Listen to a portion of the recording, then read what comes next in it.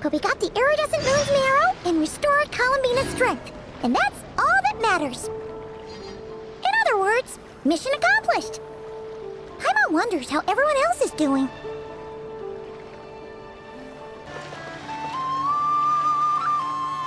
Oh, do you think the others are making good progress? Hope it's all going smoothly. Oh, hey look! They made it back as well! Prince! Lama! How did it all go? All is well, thank you. Nefer and Yehoda had to stay at the curatorium to wrap things up, so they won't be joining us for now. I ran into Miss Nefa and Miss Aino on the way back. Their work is still in progress, so I suspect they won't be back for a while either. You seem rather cheerful today, Mr. Flintz. I certainly am. I achieved what I set out to do and came away with more than I bargained for. Fighting alone can get quite tedious, but I had the good fortune to run into a pair of brave young warriors. We meet again. How have you been? Albedo! What are you doing here? That would be a natural assumption to make. It's also the correct one. These two courageously lent me a hand while I was fighting the Wild Hunt. When they told me they were Servarka's colleagues, it all made sense. And given how people of outstanding talent tend to cross paths, it's no wonder you're already acquainted. So, who's your travel buddy, Albedo? Why don't you come and introduce yourself?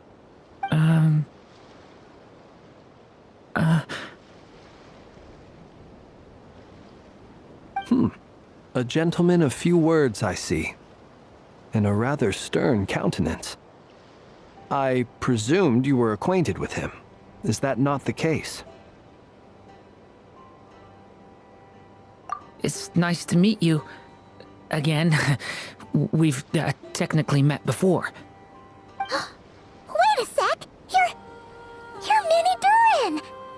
That's right. It's me. I'm glad to see you again. By the way, he says it's okay if you drop the mini. Yeah, I'm not as mini as I used to be.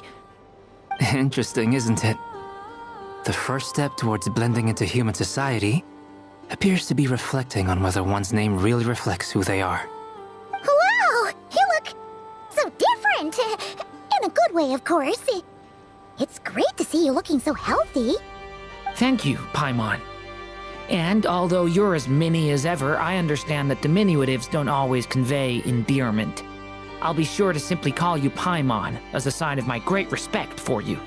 Wow! You're such a smooth talker now. Paimon could get used to this. From now on, you may refer to her as your esteemed guide, Paimon.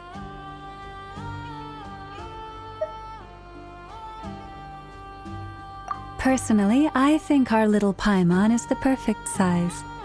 When people call her Little Paimon, it's just because she's so adorable that they can't help themselves. If that's not a sign of endearment, what is? You're absolutely right, Miss Lauma. My brother still has a long road ahead of him when it comes to understanding human relationships. Anyway, speaking of long journeys, didn't Columbina, leave with you? How come she isn't back yet? She's been catching up with old friends. Wouldn't be surprised if she stopped for a cup of tea or 10 on the way back. Uh-oh. People are talking about me. Hope it's nothing negative.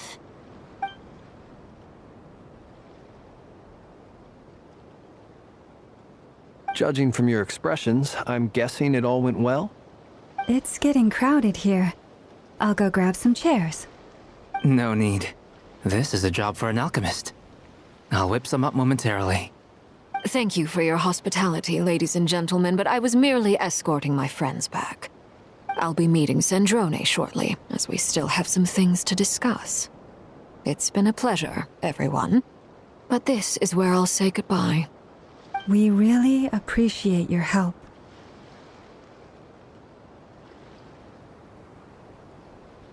Oh, come on. Spare the formalities. I'm just glad I could help out some true friends. I understand. Well, bye for now. Harlequino.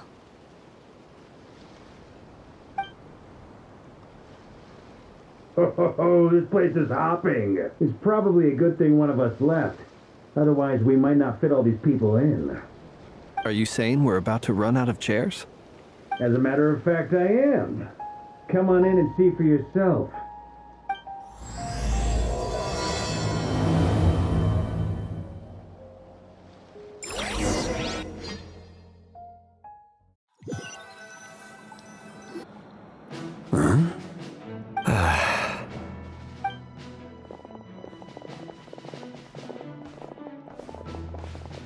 I overheard your little chit-chat outside, by the way. With Miss Columbina's colleague gone, we should be back to the original crew plus the other colleagues I brought in. Though, it looks like we have another new face. Someone else managed to rope in a colleague too? Frankly, you and Paimon are the only people I know here. This here is Deansliff, colleague of Tibet's greatest guide, Paimon, and greatest adventurer, the Traveler. Well, not exactly colleagues, more sort of friends. When someone else jumps in to do the announcing, you know you're speaking to someone important. Let's hear what he has to say. Note to self. Once Paimon knows your name, the rest of the world will soon follow. When he comes looking for us, it's usually something important. Paimon's guessing you've heard about the Wild Hunt, then. From the looks of it, you're about to hold a meeting. If I were to say that the Wild Hunt is our mutual enemy, would that earn me a seat at the table? As the saying goes, the enemy of my enemy is my friend. Mr. Dainsliff, there's a seat with your name on it. Though, I can't promise the same for everyone else. Hey, Albedo, think you can rustle up a couple more chairs? After all this time apart, Grandmaster Varka's first order is to rustle up a couple more chairs. I've missed this. Is he being sarcastic? Hey, he's your brother. Why are you asking us? I've still got a lot to learn about the nuances of human conversation. Trying to decipher Albedo's way of speaking has been like jumping in at the deep end. Oh, good point. Paimon gets you now. Don't sweat it. There are people who go their whole lives without getting the hang of it. You're ahead of the game already.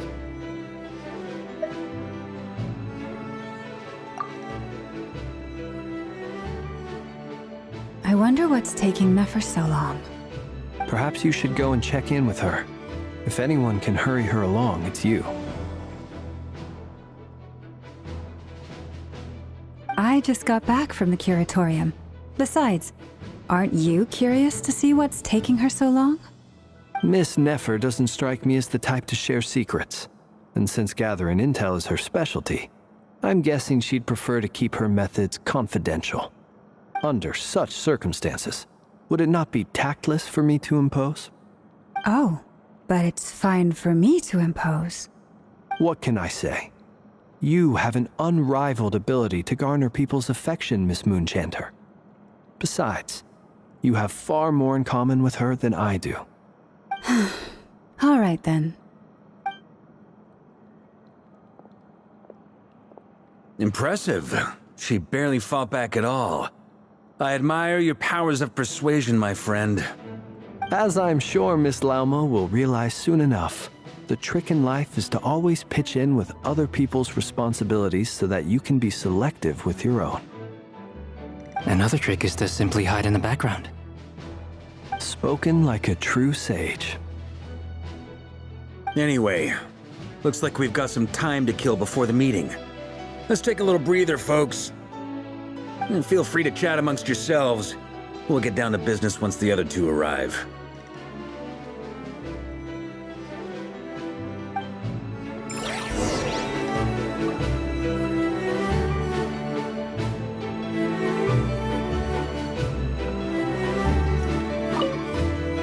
You're both awfully quiet. Why don't I start us off with an icebreaker? Much obliged. Have either of you ever had your portrait painted? If not, I'd be glad to help. That sounds like a lovely idea. You know how to paint, then? I dabble occasionally. He's an excellent painter. Tables, chairs, people, dragons, you name it. He'll paint it for you. I'm flattered. If I ever get the chance, I'd like to give it a try myself. I'll bear that in mind. Anyway, how about you, Durin? What sort of portrait would you prefer? Oh, I'd be fine with anything. Whatever style feels best to you. Very well. Then I'll play it by ear. You can replicate any style I want? I can try. If you show me a sample, I'll do my best to match it. Thank you. In that case, I'll dig up some reference material for you.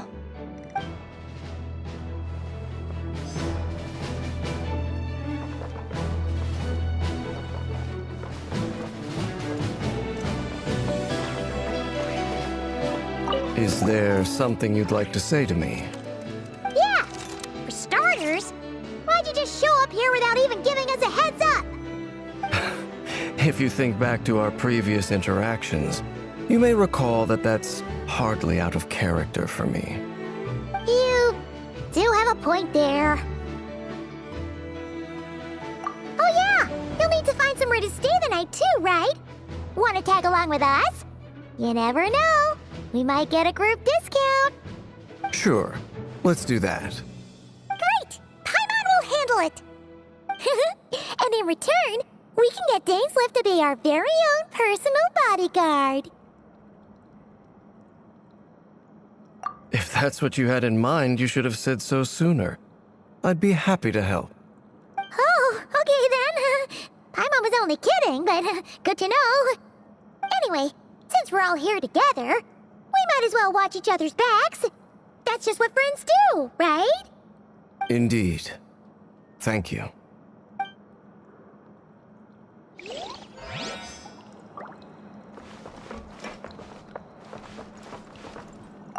Truth be told, I can't remember the last time I was in a meeting with so many people. You're not alone there, my friend. The Lightkeepers also struggle to bring everyone together for a serious discussion. I don't doubt that. I've only ever met two Ratniki, one being you, and the other being that young guy, Itlua. Itlua is a good apple. I'll give him that. He's kind, honest, and regularly delivers supplies to my lighthouse. A true Ratnik to the core. In that sense, he puts me to shame. So you're what? A fake Ratnik? That's what it sounds like you're saying. But I get the feeling that's not quite what you meant.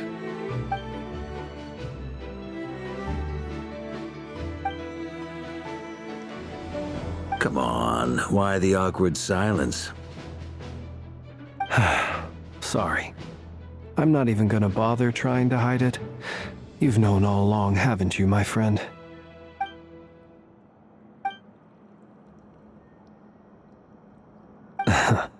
Now that was an awkward silence. Let's just keep this between ourselves. Probably best if Itlua doesn't know, huh? That goes without saying.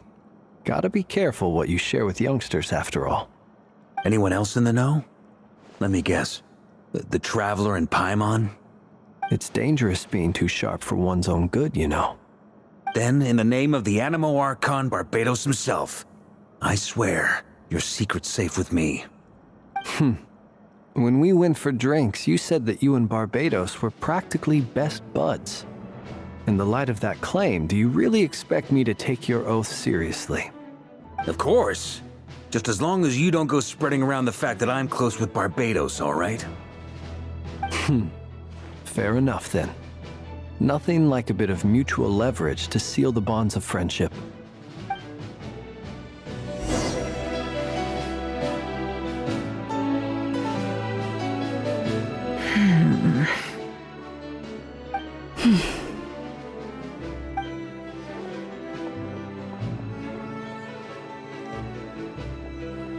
Ah, Miss Nefer. You made it after all. But what about Yehoda? I'm here to give you an update on how things are going on our end. Once this is over, I'll be heading straight back to continue my work. I left Yehoda back at the curatorium to watch over things while I'm gone. Huh. So much for just this once.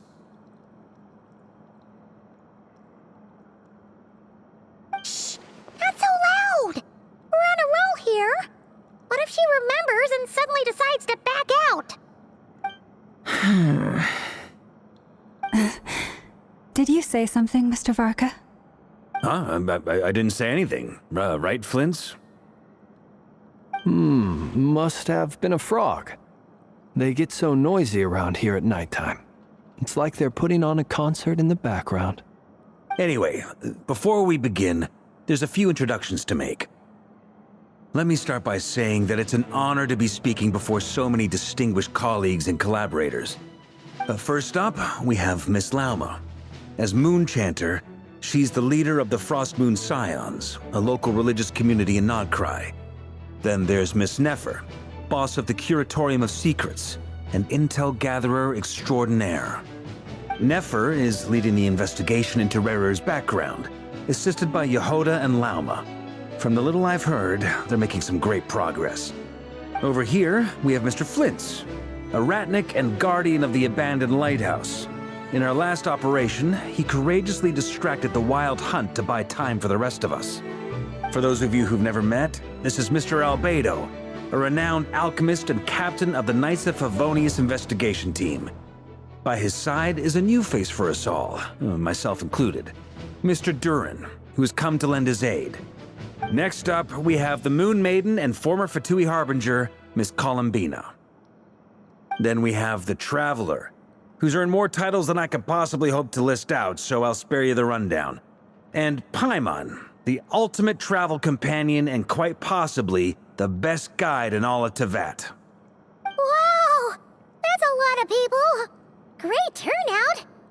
Miss Nefer, it looks like you might have another job coming your way, so, congratulations on the booming business, I guess. You think I haven't got enough on my hands as it is? Who's looking for me now? That would be me, Miss Nefer. I have a commission for you. And you are? Who I am doesn't matter right now. What does matter is that I'd like you to gather more intelligence about the Recher of Solnari. Well, it's not as if we never take on anonymous commissions, but in your case, I'll have to decline. I'm gonna take a wild guess and say your job's probably more hassle than it's worth. Something about you seems like bad news. It's my eyes, isn't it? Conrian, I assume. And what's with the mask? Are you trying to hide your identity? In any case, the fact that you're even still alive raises an awful lot of questions for me. My name is Dainsleif. And yes, I am from Conria. As I'm sure you're aware, the Recher of Solnari's real name is Rerir. He was once an acquaintance of mine. Really? Then you must have been quite an influential figure yourself. You flatter me, but none of that matters anymore.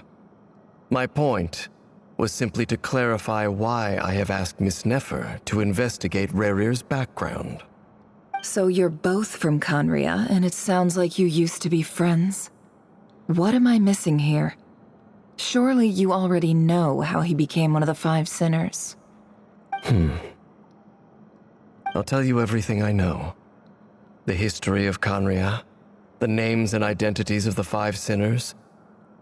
I remember it all like it was yesterday. I have never spoken openly of this before, but the truth was exactly as people say. The Five Sinners were each driven by their own desires, and it was by playing upon these that the Abyss tempted them to their fall, tearing Conria apart in the process. The visionary, Vedifenir, who wished to foretell the future. The wise, Haroptatir, who sought limitless knowledge. Gold, Rhindaughter, who desired to create life. The foul, Surtologi, who pursued supreme strength. And last, but not least, Raker of Solnari, Rerir, Ravager of the Moon. Of the 5, Rerir is the only one who remains a mystery to me. He never harbored grand ambitions, so what changed in the space of a single night? How did he come to fall like the others? In other words, you're saying that his change came as a shock to you, and you have no idea what actually happened? That's right. You mentioned how the Abyss tempted them, which led to their fall. But what did that look like in practice? And what other context can you give me about the events of that time? The more detail you can give me, the better. Strangely, now that it comes to it, I hardly know where to begin. The fateful night took place during the era of the Eclipse Dynasty.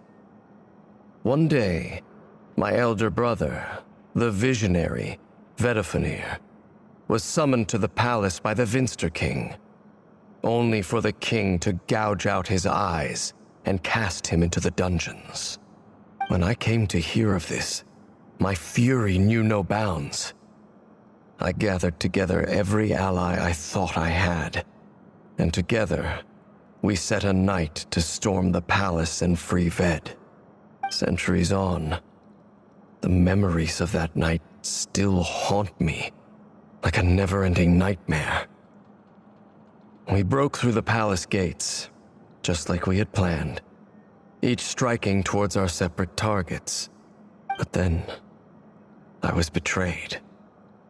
Even Vedifenir, the very person I had come to rescue, abandoned me and partook of the Abyss's power. So, it's personal after all. Then tell me, Mr. Dainsleif, what price are you willing to pay? You, of all people, must know that nothing comes for free. I cannot say what price would be worthy of such a commission. But know this. Rerir was not always a madman. Believe it or not, there was a time when he was just an ordinary man, working for the Conrian Intelligence Service. Uncovering the truth of Rerir's past is the only way to unravel this mystery. But before you decide if you will accept my commission, I will tell you more about him. Enough, I hope, to help you plan your next move. Sounds pretty good to me. Feels like we just flagged down a random passerby, only to discover he's actually a master strategist who has a score to settle with our enemy.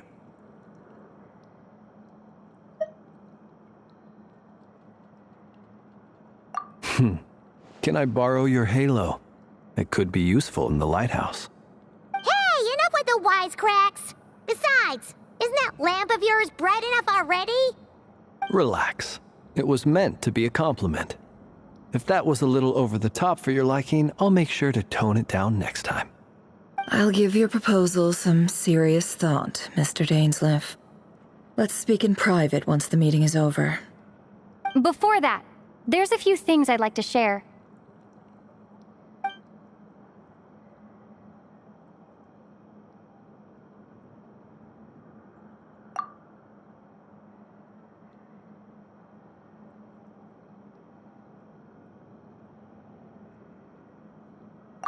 Now that we've united the hearts of the 3 moons, your power should be greatly enhanced. But it seems like that hasn't happened yet? I believe it will take a little longer. You've done so much for me, so I want to be completely honest with you all. Even though I'm doing a lot better now, the truth is, my recovery will likely be an ongoing process. From the moment I was born, my power has been slowly ebbing away. And that is because Tevat has never accepted me. Even with the moons united as one, it seems my rejection cannot be undone. So far, I have yet to find a solution. It may turn out to be a problem that will plague me until the day I finally leave this place behind.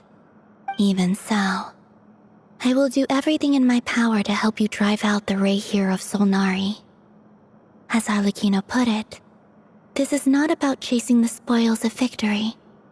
It's just a gesture of heartfelt gratitude.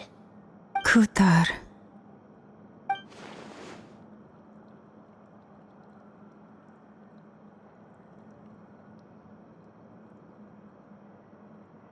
Defeating the Rahier of Solnari will be no easy task. While my strength slowly recovers, we'll also need to gather more intel. Naturally. We should take all the help we can get if we hope to defeat him. We've considered several viable plans now, but our choice hinges on the answers to a few key questions. Is it even possible to kill Rahier? What experiences shaped the person or monster he became? And what's he really after? Given Albedo's expertise in alchemy, I think we should leave him to try and answer the first of these questions. Understood. As for the other two, I'm afraid we'll have to count on you again, Miss Nefer. Believe me when I say it's not my wish to burden you. But right now, relying on your skills is our only option. So you're placing all your hopes on me, huh? We can't thank you enough for agreeing to help us. Honestly, I can hardly believe how lucky we are. You sure have a talent for changing your tune, Miss Moonjanter. Timid like Yehoda one moment, then flinches insincere flattery the next. Ladies, please. I must object to your portrayal of me. That's all. Feel free to keep bickering. Just pretend I'm not here. I almost don't want to leave this room. I'm curious to see how this plays out. I have faith in you, Miss Nefer. Something tells me you'll stand by us until the very end. Oh? And what makes you so sure of that? What if I suddenly decide that my compensation is insufficient? This isn't about the money. I can sense that you've got a deep-seated distaste for Rahier. And knowing you, that alone is motive enough. Look at them getting along so well. Like two peas in a pod. And I'm the one they accuse of insincere flattery. There is no justice. Miss Lauma, you have to understand something. Unlike you, I don't actually enjoy having everyone's hopes on my shoulders. Is that right? Well, maybe the fact that I'm willing to put my hopes in other people says more about me than you. But the fact is, I also trust you. And that's because I know that you're someone we can count on. Anyway, we've got our plan, so let's get moving. Mr. Dainsleif, let's talk. And Traveler, once we're finished, if you've nothing else planned, I'd like you to come with me. This whole experience is teaching me a lot. For instance, I now know that when other issues come up in the future, I'll have far more luck getting Lauma to convince Miss Nefer than trying to do it myself. Hate to say it, friend, but that's one of the funniest things I've heard in a while. Why? You think I've got it wrong? Quite the opposite.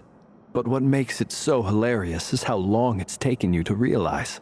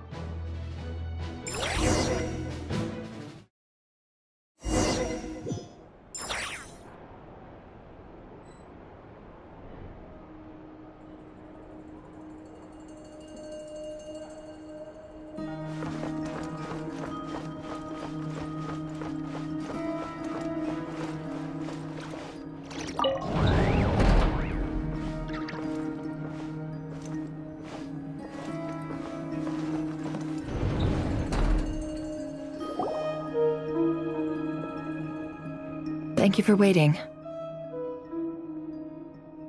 It's okay. We actually used the time to help Dainsleif get a room at the hotel. That's very considerate of you. Now, I trust you share my curiosity about Rerir's past, and you seem fairly familiar with Mr. Dainsleif already. We spoke at some length after the meeting. He was the one who suggested I should invite you to join this operation. He feels confident that these secrets will be safe with you. Dane has a lot of faith in us, that's for sure.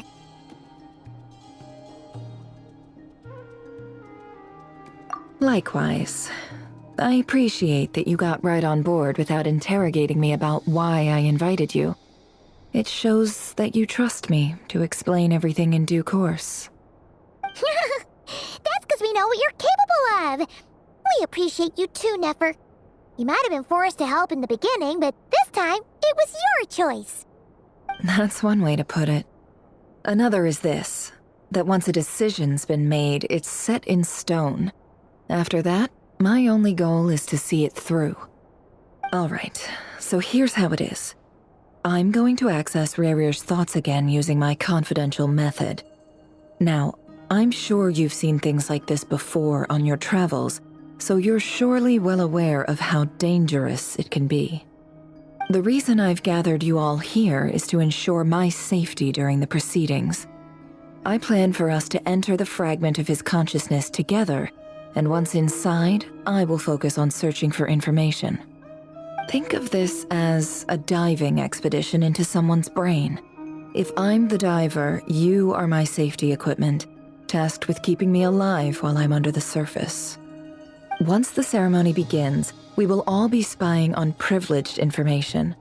But in the interests of safety, you must remain absolutely silent at all times. We will discuss our observations after the ceremony has concluded. Lastly, any individuals of a weaker constitution are advised not to partake in the ceremony. In any case, Paimon has her own job to do, which requires staying in the room but not joining the ceremony.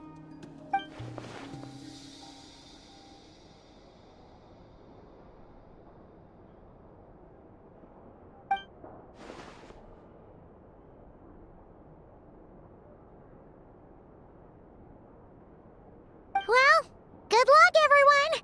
Sounds like all Paimon can do is cross her fingers and root for you guys. There's a little more to it than that. I was being serious when I said you have a job to do. While the rest of us are inside Rerir's mind, it's imperative that we have a team member on the outside. In the event that something goes wrong, you will be our first responder.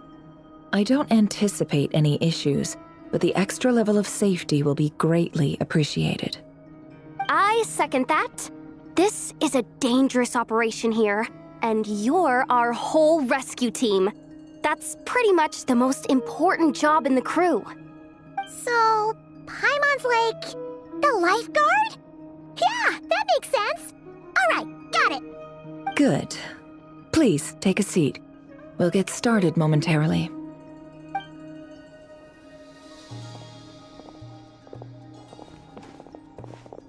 So, did Mr. Dainsleif tell you anything else? He told me that he believes Rerir kept some big secrets in his life. He's not sure that they were the cause of his eventual downfall, but he's asked me to uncover what those secrets were all the same. But surely you're not planning to go through with this, no matter the cost. If you think that, you'd be overestimating me. I'm a businesswoman, not a mercenary.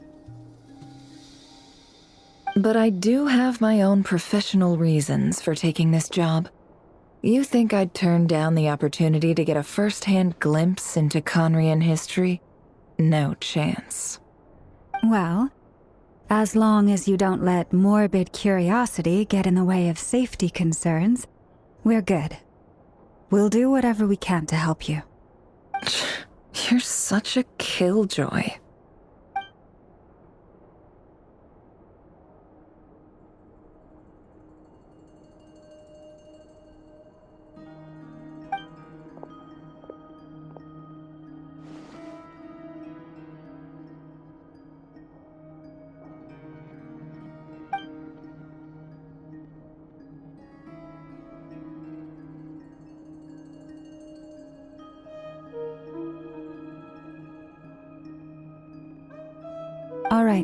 I'm good to go.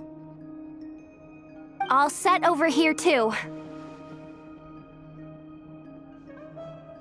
Promise, Paimon, you'll be extra careful. All right. Let your whole body relax. We're about to begin. Close your eyes.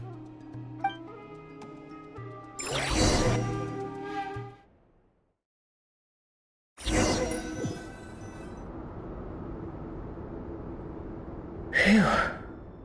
Could this be his office? Pretty standard setup. Bookshelves, paperwork, files. According to Dainsliff, Rarier used to be an intelligence operative. Chances are there's plenty of top-secret intel stashed away in this room. Is this where you keep your secrets, Rarier? Can't say I'm not looking forward to this.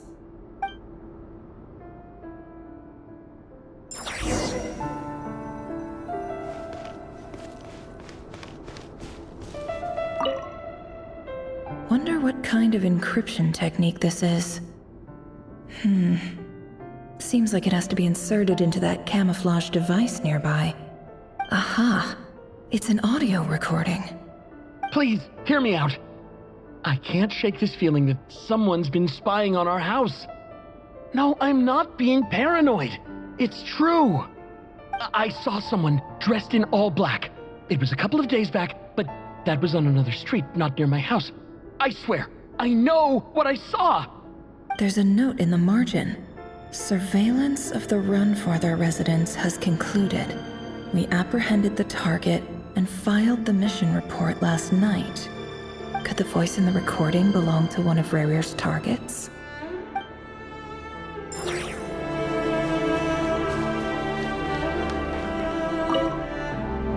A file tucked inside a folder. The title reads, Dear Breakfast Shop Owner. It's a list of names. But at this stage, I have no idea who any of them even are.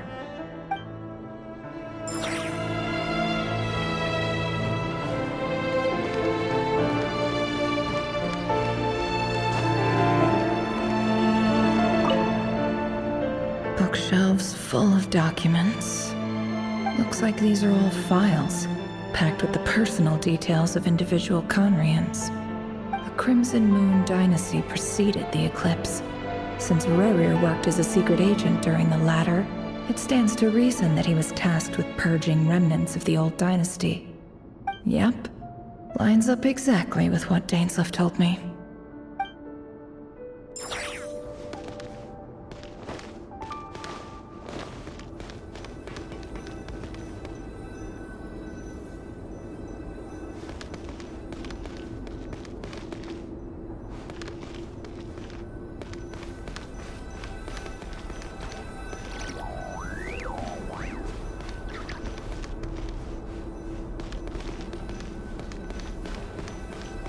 He looks even gloomier than last time.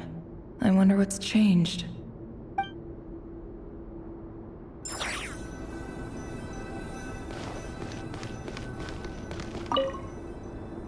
A box containing a ring inlaid with a precious gem.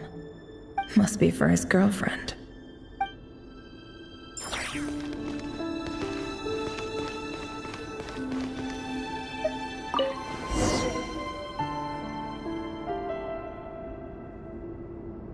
Today's files are in. Time to wade through them, just like usual.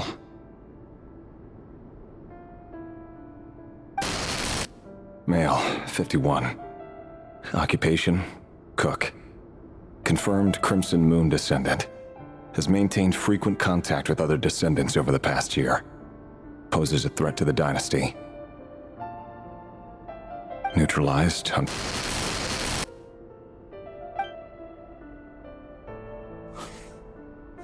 This one should be archived under purged targets.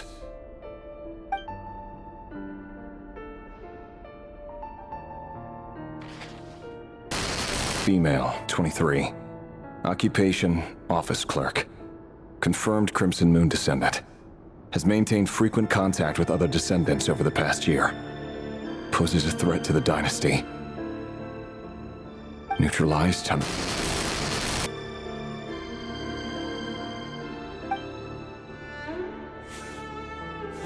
Another one for purged targets.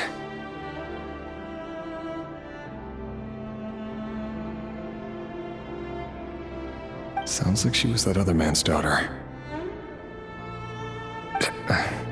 Never mind. What's it got to do with me?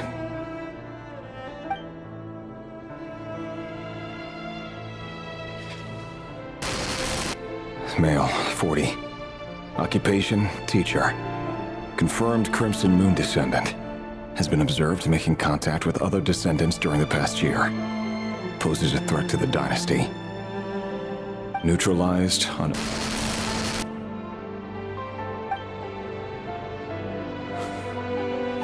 Just another nobody for the archive. Come to think of it, I remember surveilling this man. A case like his never would have been considered a priority in the past. Huh. He barely even interacted with other Crimson Moon descendants.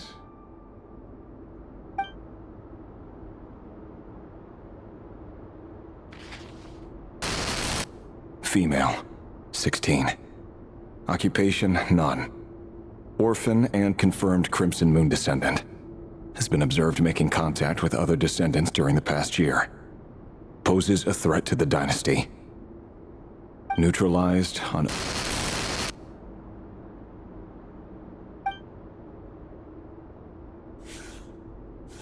Filed. I have no recollection of this girl. None whatsoever. She doesn't seem to be anyone important, but then again, how many of them really are?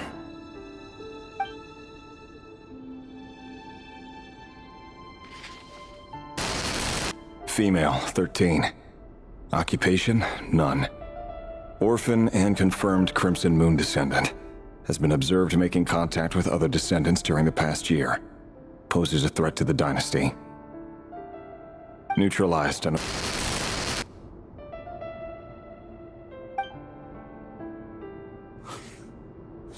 Filed.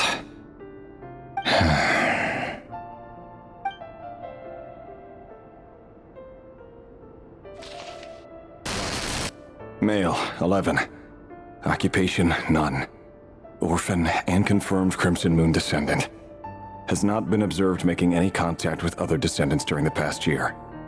Poses a threat to the dynasty. Neutralized and...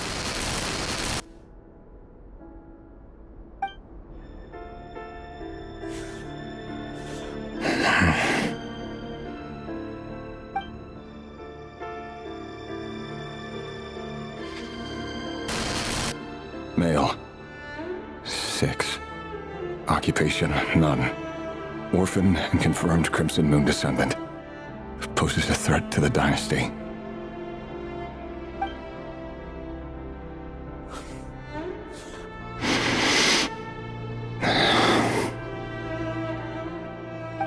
It's funny, isn't it?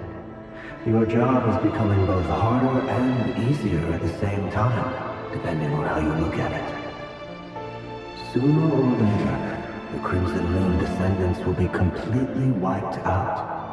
But as their numbers dwindle, they become harder and harder to track down. That's not how it is.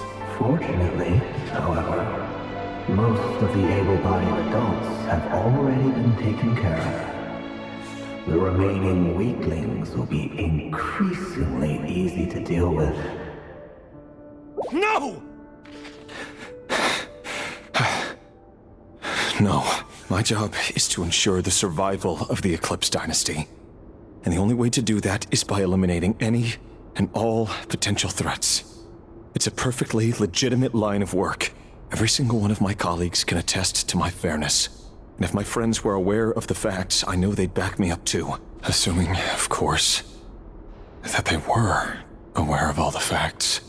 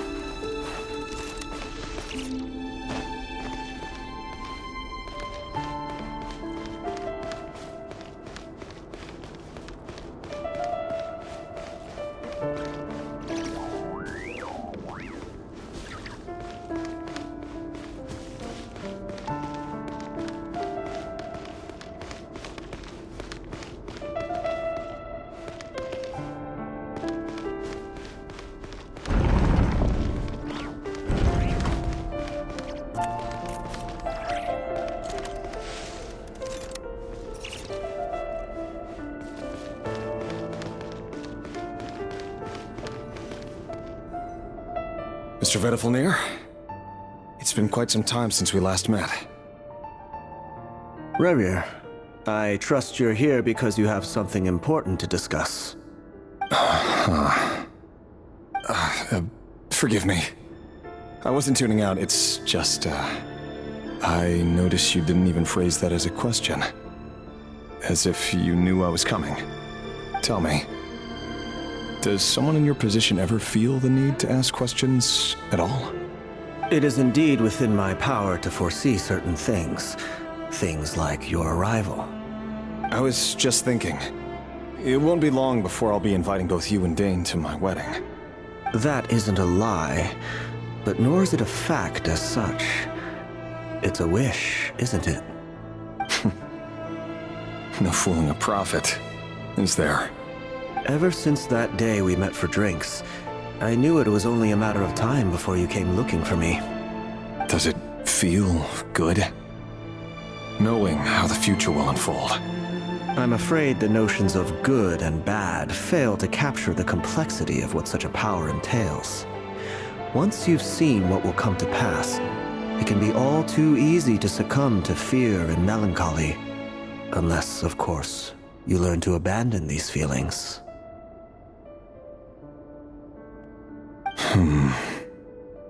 You fear my silence, and long to hear the words I left unspoken that day. That's right. You must have noticed my reluctance to broach the subject, and the reason is simple. Because the truth could never have lived up to your hopes. For both our sakes, such words are better left unsaid. The burden of prophecy was never meant for your shoulders. So who exactly do you deem worthy to hear your prophecies? None but our exalted king? Or rather, our king as he once was. You're closer to his majesty than I am. You must know better than anyone how much he's changed. You say that as though it is to my benefit. Yet precisely because of that, I dare not speak rashly. A king can turn out to be the most virtuous of rulers, or a tyrant more terrible than the most vicious of dragons. You are so wise and far-sighted, yet still you would have me live in fear of the unknown? You make a fair point. Especially given my silence alone was all it took to send you spiraling downwards. Very well then. Let me offer you some advice. And I say this not as a prophet or a visionary, but simply as the brother of your friend. For many reasons, there is very little chance of your marriage ending in happiness. If happiness is what you seek, you should find another fiancé.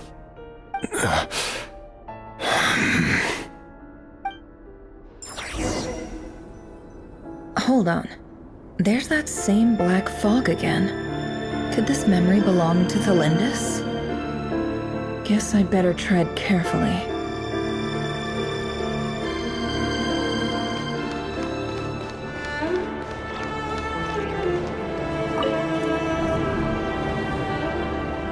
Wait. Hear me out. This time we finally got a clear look at his face and learned his true identity. His name is Rerir, and he claims to be one of the king's guards. What did you say? A cruel irony, isn't it? The man you're set to marry leads a double life as a brutal executioner. Why are you telling me all of this now? Simple. It's because I want you to kill him. You are the only person he would never suspect. No, absolutely not. I would never dream of doing such a despicable thing. So you'll just stand by and watch him slaughter us to the last? Do not forget that the blood of the Crimson Moon flows in your veins too. The blood of the Crimson Moon? What does that matter now? The dynasty has long been dead and gone. You think that alone is reason enough for me to throw away everything I have? Why wouldn't it be? You two were once a child of the Crimson Moon, just like me. Don't tell me you've never felt so much as a flicker of fury for the way we were trampled into the dust. as long as you promise to abandon this pipe dream of restoring your dynasty, I can try to persuade him. Or have him persuade the Vinster King. Persuade the Vinster King? Do you even know why he's so obsessed with hunting us down? Why he keeps trying to force us to hand over our secrets over and over again? Or why we refuse to give up on restoring the dynasty? The Vinster King. A blind fool. His eyes clouded by powers from beyond this world. A petty little man with a miser's heart. And he dares to sit upon the throne? Mark my words. Sooner or later, Conria will fall. And it will be his doing. If you can't bring yourself to do it, so be it. Just you watch. It won't be long before calamity descends upon us all. The Rehir of Solnari. That really is quite a secret you've been keeping from me, Rerir. But who am I to talk? Am I really any better? I've kept my own past a secret this whole time, too. Love should be built on honesty. But ours was born from lies. And yet, is it really so wrong to hide things that would only make life harder? If we don't cover up the parts that no one else should see, how can we go on pretending to be normal? Vedifulnir must have known all this. And that's why he made his prophecy. In the end, nothing stays hidden forever.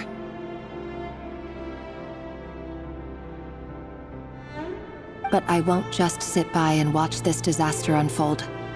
I'll do everything in my power to protect what I cannot afford to lose, no matter who I have to face.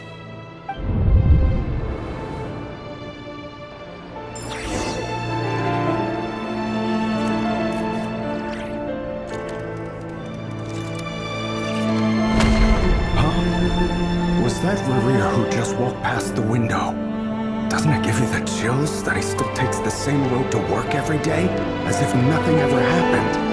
Those people at the deli. Enough already. They're clearly pretty taken by their own disguises, so just smile and play along. Pull the rug from under beasts like that, and you'll risk having your throat torn out. Deli? Oh. They're talking about those people from the opposition. Right. I'd almost forgotten they used to run a deli. People of no consequence always vanish so easily. And no one even remembers them.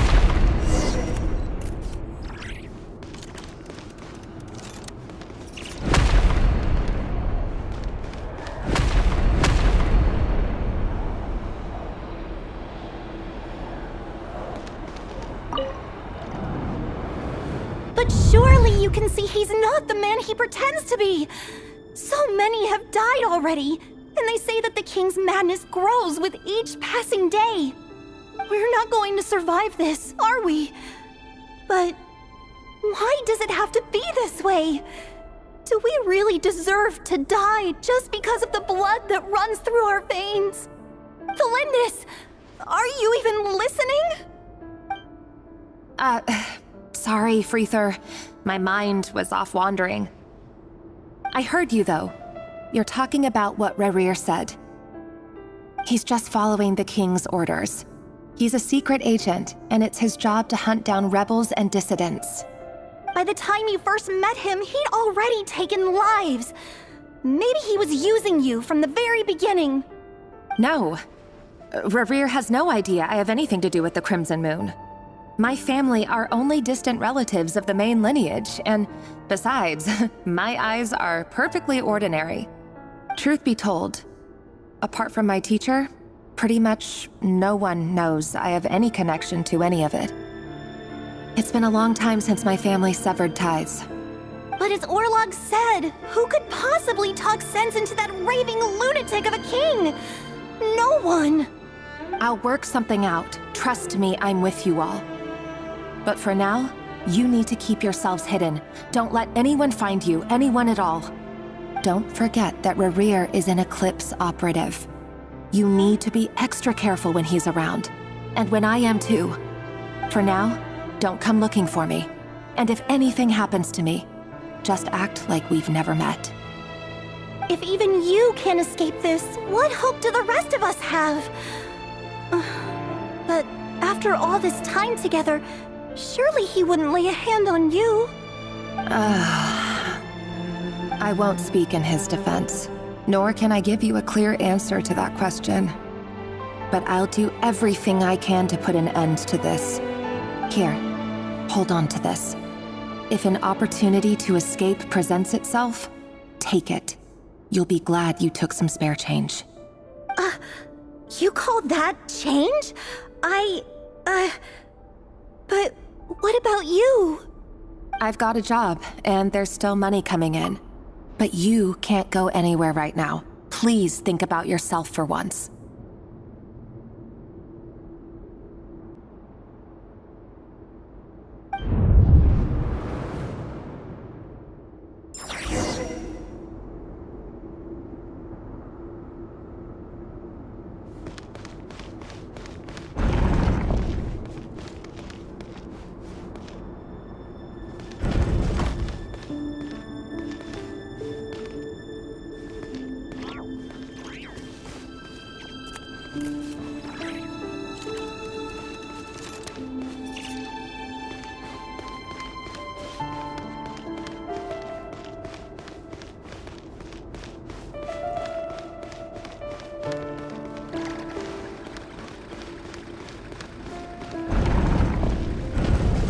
Another day, another round of assassination training.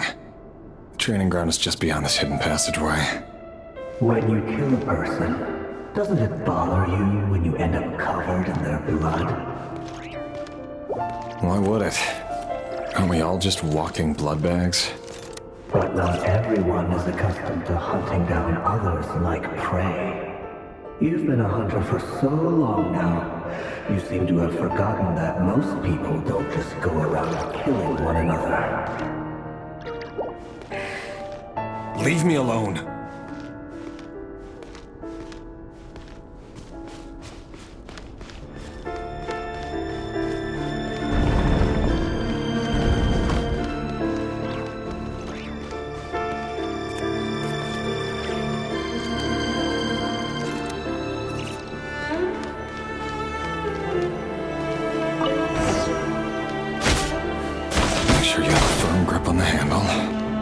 Choose your angle well.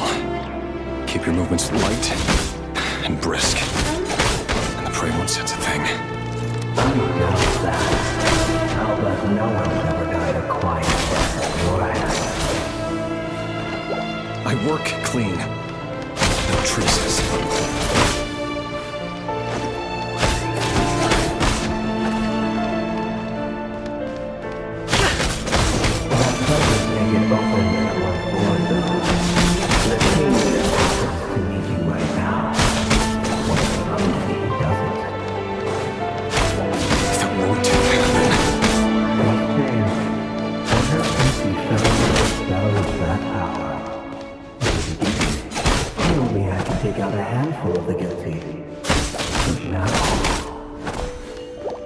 The ones I've dealt with have always been guilty, and I've carried out my work flawlessly.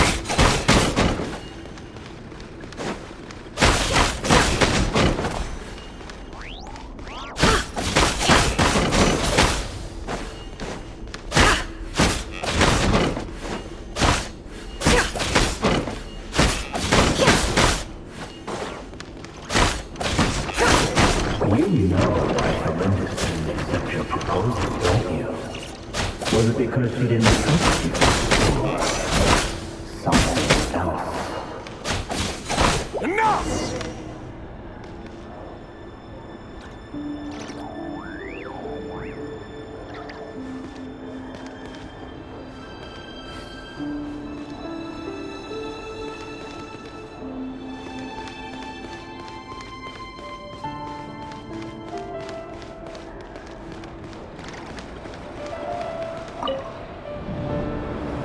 Delindis, do you still remember Orlog?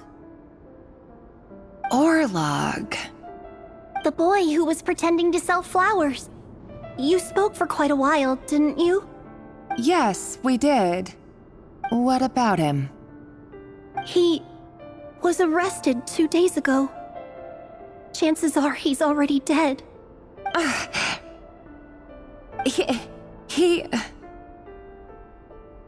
I just don't get it! After everything he's done, why do you still stand by him? Or does it mean nothing to you that people keep dying? No, that's not... Just hear me out.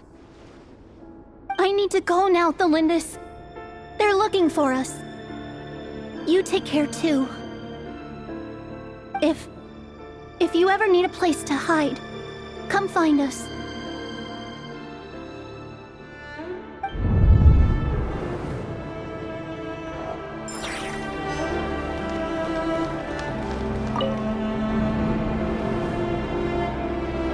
Author Thelindis.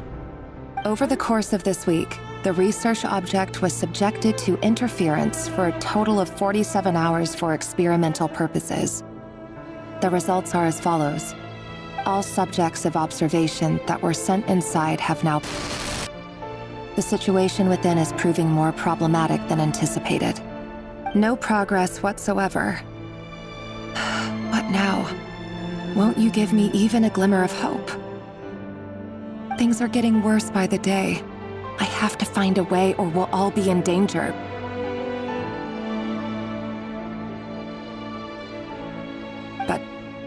But I... If all this research comes to nothing, what then? Sooner or later, it'll be my neck on the line. But could he really bring himself to kill me? No. Surely he wouldn't have the heart.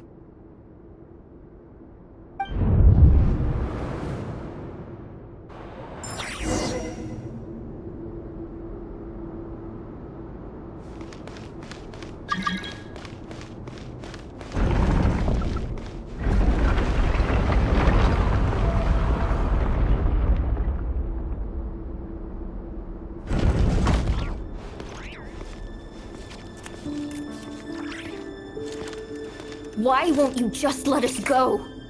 We don't even know each other. All we want is to live ordinary, peaceful lives. You want to live?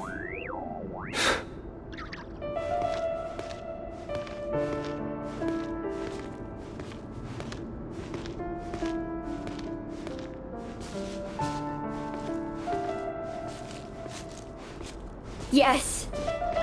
I just want to go on living. Is that really such an unforgivable crime?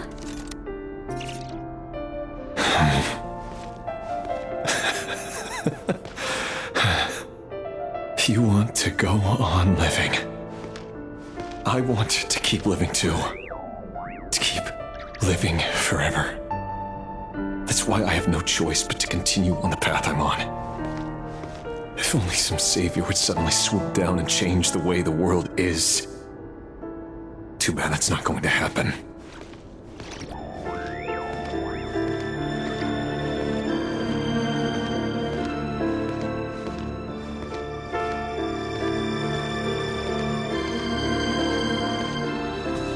Imagine that. If there really were such a person, you and I wouldn't be standing here like this. Would we?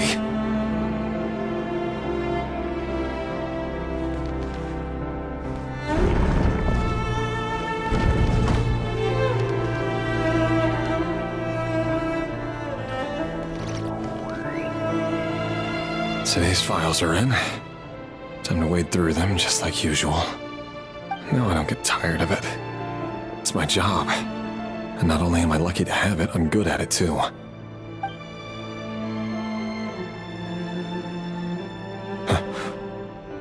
Wait. That's...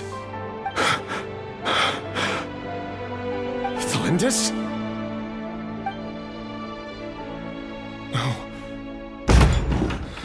No.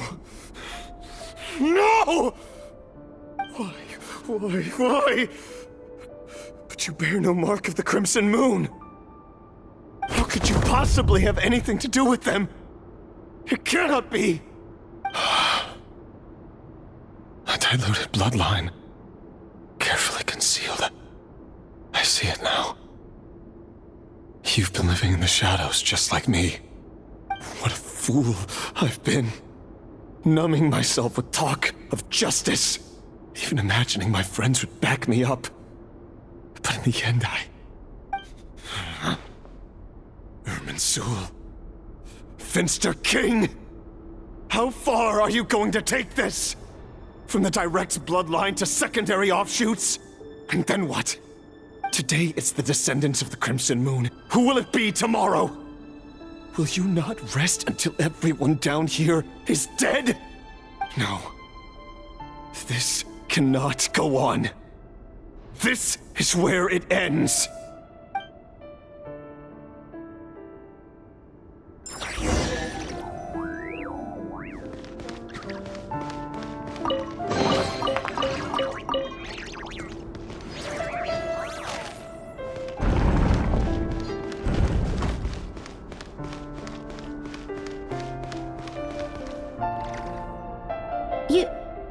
You're really letting me go? I am. As long as you can guarantee that no one will find you. Don't worry, I'll be extra careful. No one will know I was here. But what about you? Me? If you let me go, you won't be able to complete your mission, will you? Good point. In that case, maybe you should stay. No, please! I just want to see the outside world again. To... Go on living? Yes. I know you're a man of your word. So please, just let me go. If I let you leave, what will become of me? Just kidding. Go, now. But remember, don't let anyone know you were caught. We'll be seeing each other again very soon if you do.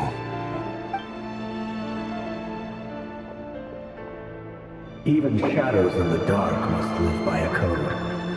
But you can't save everyone. You've been whispering in my ear for days now, Vedifalnir. What are you trying to do? Break me down? I only say this because you long for an answer to your problems. Let her go, Rerir, or you risk losing everything. I will not abandon Thalindis. Then you'll need a little more vigilance and a lot more power. The world is changing, Rerir. Keep your eyes peeled for your moment of opportunity. That voice used to be so unclear. But now I know exactly whose it is. It's Vedifalnir. He won't tell me how to actually resolve any of this, but he keeps trying to manipulate me like a puppet. What's his game here? Tell me then. What will this moment of opportunity look like? And... no answer. He's like a ghost. Always disturbing me when I'm on edge, but never answering when I need him most. So, the Eclipse Dynasty was purging, well, massacring the descendants of the Crimson Moon. And it seems like it was all connected to the Finster King's research. The King's obsession with abyssal power left the future of Khaenri'ah hanging in the balance. No wonder every aspect of Rerir's life was so unstable. And it looks like this Thalindis, Rerir's would-be fiancée, herself belonged to a sub-branch of the Crimson Moon Dynasty's descendants. It almost defies belief that a couple like them could hide the truth from each other for so long. If the Finster King hadn't intervened in such a drastic way, they might have gone on deceiving each other for the rest of their lives. And why does Vedifalnir, Dainslif's older brother, keep talking in Rerir's head? This guy kept more secrets than I ever imagined. The human mind is like a vast desert of shifting sands. When you follow the flow of someone's memories, you only ever see the parts they're willing to let surface. Time for something a bit more creative. We've been inside Rerir's mind this whole time, building up a picture of his psyche. There's already enough clues on the board to start reading between the lines and mapping out the rest. Now, we can finally begin to put the pieces together. Sure, it'll only be a reconstruction, part simulation, part reasoning, but it's usually pretty accurate. Once we've built up a cognitive profile, we just need to cross-check the logic behind his actions. And then we'll be able to take a sneak peek at whatever it is that Rerir has really been hiding.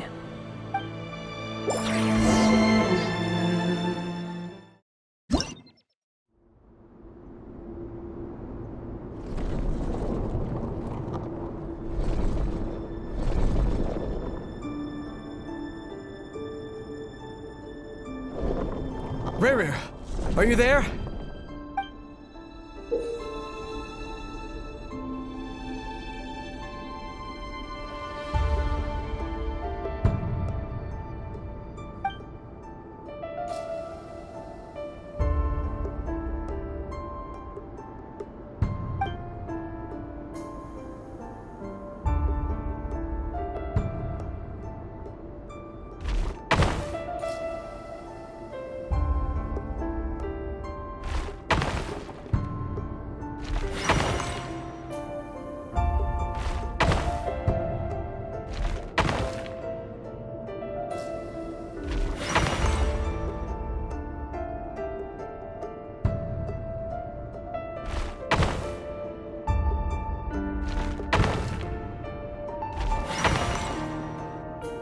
Hey, Rerir!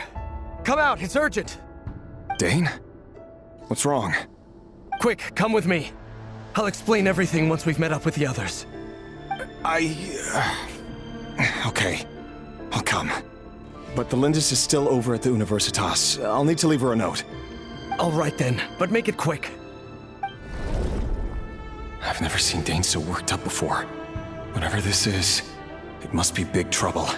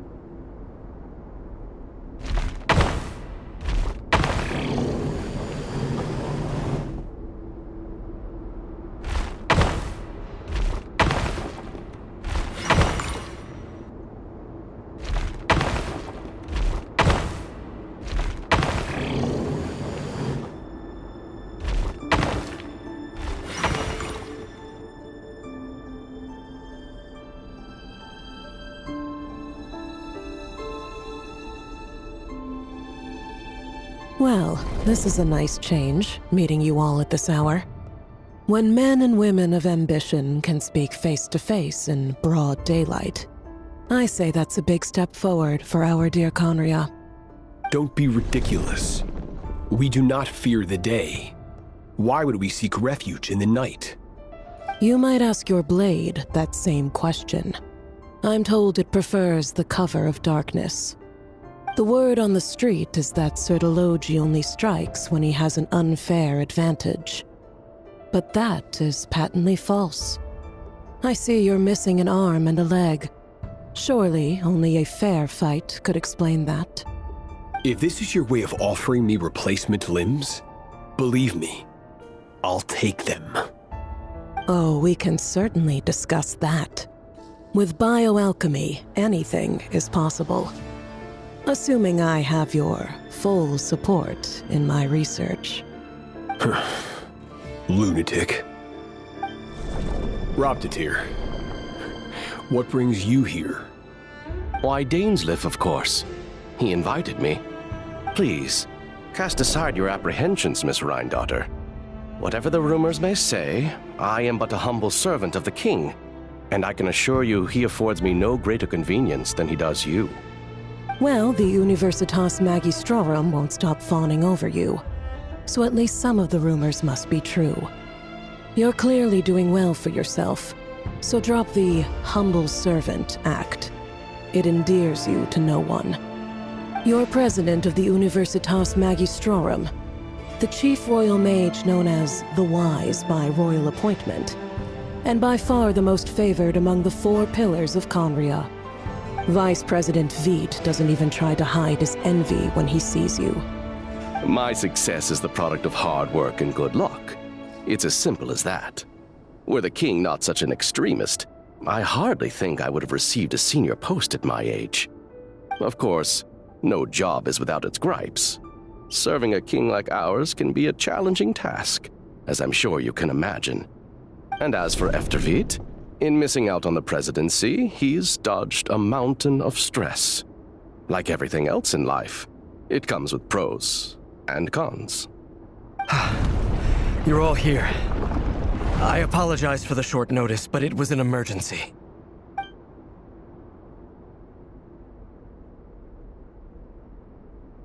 You must be Rarir. Mr. Sertologi. Yes, I handled your case file during your sentencing. Nothing personal, of course. I'm pleasantly surprised that you remember me. You're clearly a person of substance if you've been invited here. But Dainsleif, you'd better have a very good reason for convening this little gathering. It's my brother, Vedalfenir. After he spoke at the court this morning, the king was so infuriated by his words that he had him blinded in both eyes and thrown in prison. Vedalfenir in prison? Strange. I thought the king trusted him and Horoptatir more than anyone else in the world. Does this mean the king's circle of trust just got even smaller? It has nothing to do with trust. It's about what the king wants, which is as clear as day to anyone paying attention. I simply appease him, because it's in the best interests of the Universitas Magistrorum. And also because you're slimy. Vedalfenir, perhaps less so. But still, a visionless visionary? It rather inclines me to think that qualifications are not what get you ahead in Conria. Do you honestly think this is an important discussion to be having right now? Dane, what are you planning to do? Rescue Vedalfenir, I assume. Correct. It will mean storming the palace by force. Tonight. I need all of you on my side. That's far too dangerous. And don't forget, Dainsleif, you're captain of the Royal Guard. You swore an oath to the throne. You've been planning this for a while, haven't you? I have no desire to commit treason. But whatever critique the king may have of Vedalfenir, disfiguring your most loyal subject for putting the best interests of his court and nation first, this is not the conduct of a wise ruler. My blade will force the king to see the error of his ways. So, Vedalfenir's prophecy enraged the king. I'm sure it wasn't what he wanted to hear, but if he won't take counsel even from the visionary, that is deeply troubling news. The extent of His Majesty's madness is now all too clear. The question is, how does a man like me get out of this situation unscathed? You have noble ambitions, Dane, but I'm afraid they don't do much for a guy like me. I'm not interested in saving the world. All I want is a letter of pardon. A letter of pardon? For whom? Thelindis? The chances of the Vinster King issuing a pardon for anyone connected to the Crimson Moon seem vanishingly slim.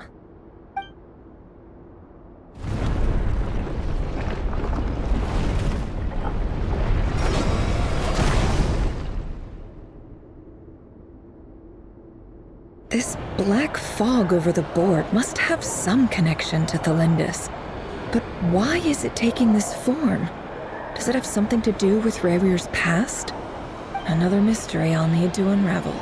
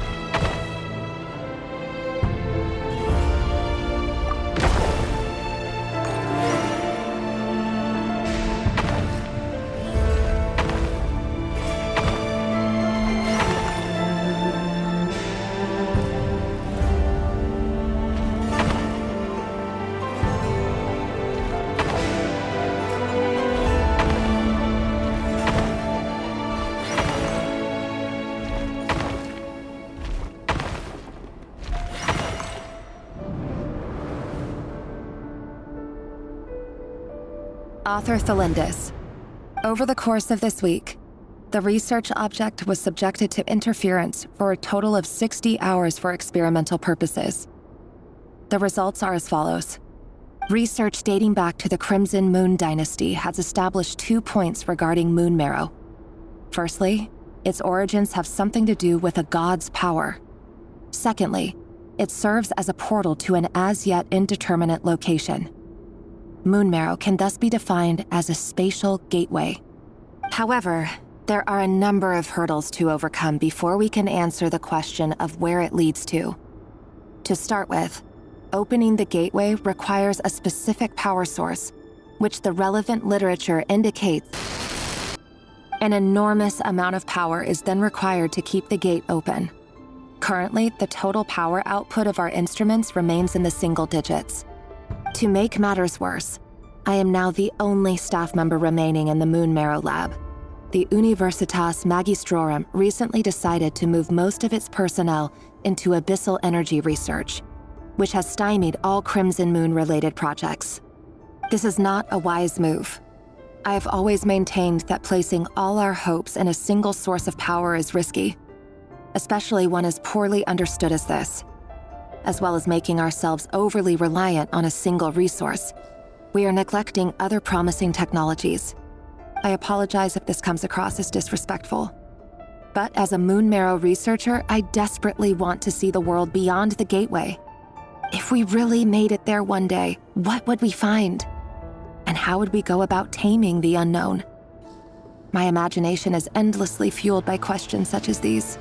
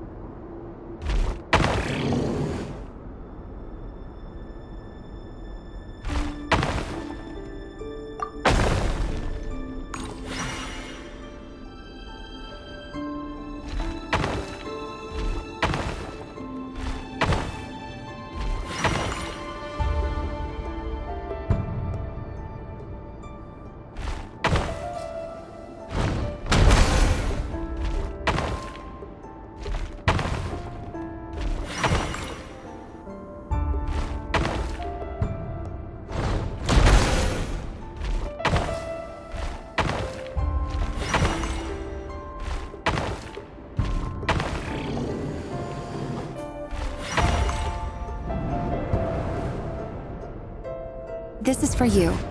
I heard you're gonna leave the city with your parents. Delindis, did you hear about what happened? I've heard nothing. Rerir got back very late last Friday, and he was acting a little unusual, but he slept pretty well, so I'm guessing whatever he did was a good deed. You never saw him, and I don't know what he did. And this conversation never happened. You understand? What if he finds out that you pried into his secrets? Don't be silly. I don't know what secrets he does or doesn't have. All I know is he's just a normal guy who happens to run some errands for the king. Are you scared of him? I don't know. The Rerir I know doesn't match the person you all describe. Logically, I should be scared of him. And yet, I don't want to lose him. But enough about that. You should get going, and be careful with the package I gave you. Keep it secret. Keep it safe. What's in it? A piece of the moon. All you need to know is that as long as you keep it safe, then in the future, everyone will be able to see a red moon. A red moon? You mean our moon? That's right. Our moon. Promise me you'll look after it. I promise, Delindis. The Crimson Moon bloodline will never die out. Its light, the color of blood, will become like a fire that flows in our veins, no matter how long it takes.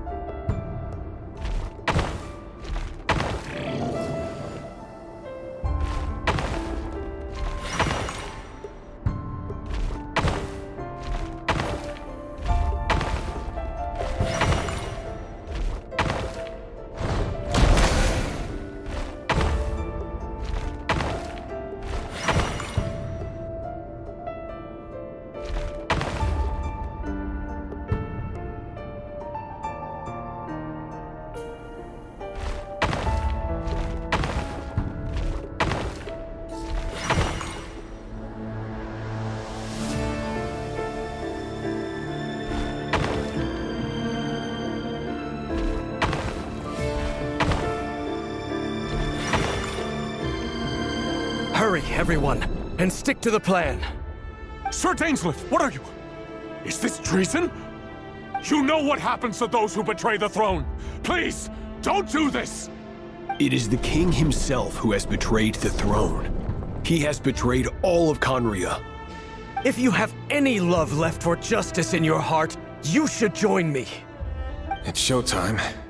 Dane and his group will handle the troops in the palace. Then Hraptatir and Rheindotter will disarm the security measures. My job is to enter the prison and rescue Vedifalnir. Stay safe. Wish me luck. Look after my brother. Draw your blade.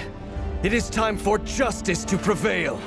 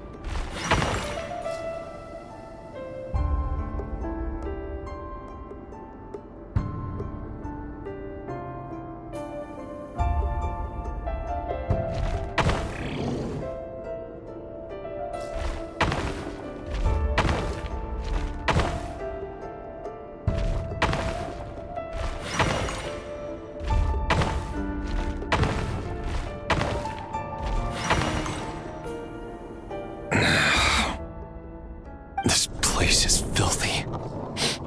And the smell is abominable. Clearly, the king doesn't allow his prisoners a single shred of dignity. This is dire. Found you. Hello, Mr. Vedafilnir. It's you. Surprised? Oh, wait. I guess surprise isn't an emotion that prophets feel very often. I certainly felt some surprise in the moment when I was blinded. Surprise at the king's sheer ignorance. Surprise at just how unfairly this world responds to words of earnest remonstration. I'm curious. What did you prophesize this time? It wasn't a prophecy. It was a word of warning. Someone had to say it. The king has forsaken all reason in pursuit of his obsessions. I simply told him that if he continues on this path, Conria will surely fall. But he didn't listen. Worse still, he stabbed you in both eyes and locked you away. Dane asked for my help. The court is in complete chaos now, but I'm sure you predicted that. Everything is transpiring as I foresaw, yet I am powerless to change it. Fate is an immutable force. I can but lament as the inevitable unfolds. I do wonder whether giving a man the power to see the future does nothing more for him than slowly crush his spirit. Forgive my curtness, Vedafilnir, but the king did not suddenly turn on you today. His suspicions have been brewing for a long time. You can't have wisdom beyond the reach of your fellow man without attracting his fear and suspicion. There are things the king does not want to see. So, he doesn't want you having visions of them either. He blinded you because he thought this would make the visions stop. He wasn't entirely wrong. I did indeed lose my power to see the future. Right up until... Until what? Just now. I believe I saw something new. Well, tonight could go a lot of different ways. 5 of us banded together to storm the palace, also we could rescue you. This will go down as the most tumultuous day in Conrian history. I sense hatred in you, but also hope. A desperate hope that with the tyrant deposed, that will be the end of the story. But this is not the end. It is the beginning of a new chapter and a whole new story.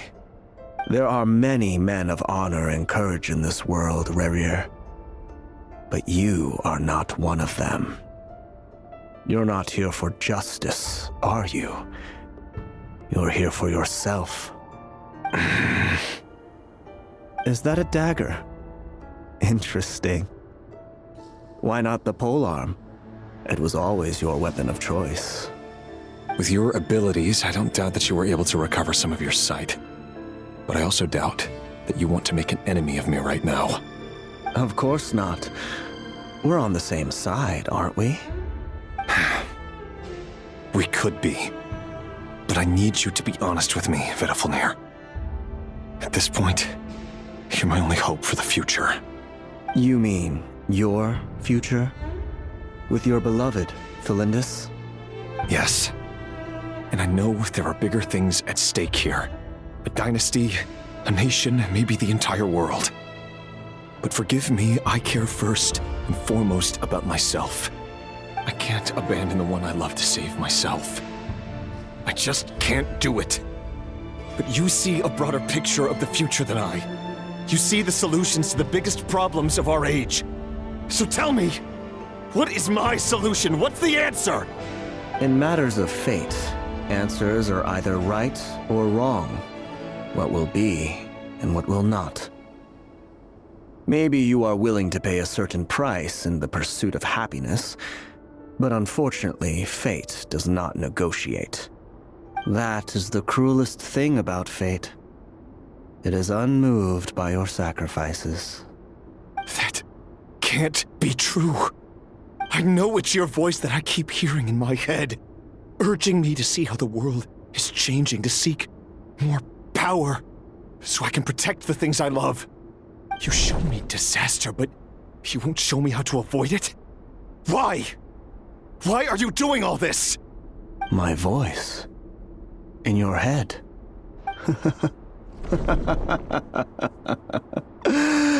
So, you hear it too?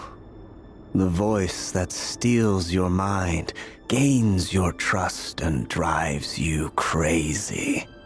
It turns out that we are not so different, you and I. Vedifilnir just broke into the strangest smile I've ever seen in my life, as if he'd discovered some monumental secret.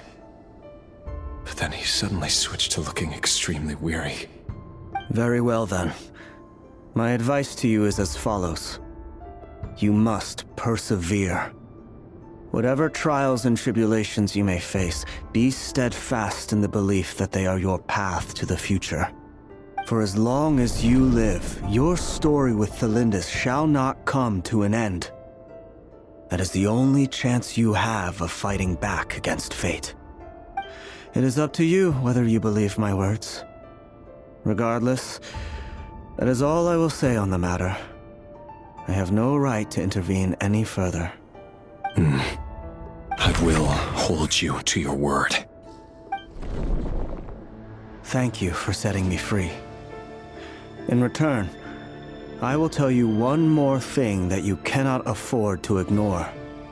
Just then, a strange wave of energy rippled through the city. We had no idea what it could mean. If I were you, I would head to the Universitas Magistrorum. The Universitas?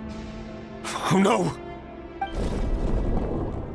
I'm sure we'll be seeing each other again very soon, Rerir. Whatever Vedifilnir said, I didn't catch it. I didn't even help him out of the prison. There was no time to lose.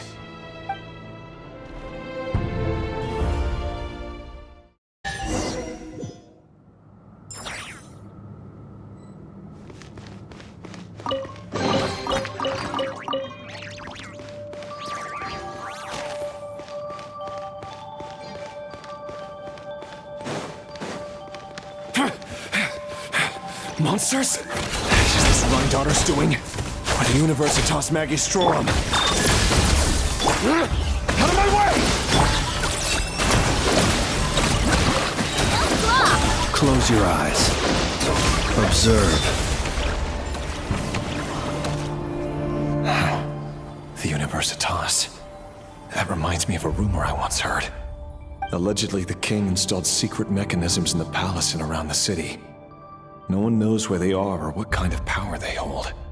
But if they were ever going to activate, it would probably be on a night like tonight. Help! Help! Hold on! Don't let them anywhere near you! Save me! I can't! Ah! That sounded like an explosion. So, the rumor is true? The king really went through with it. What other means does the king have at his disposal? They must run on power from the Abyss. And given it's a major center of Abyss research, anyone over at the Universitas will be in grave danger. I have to hurry!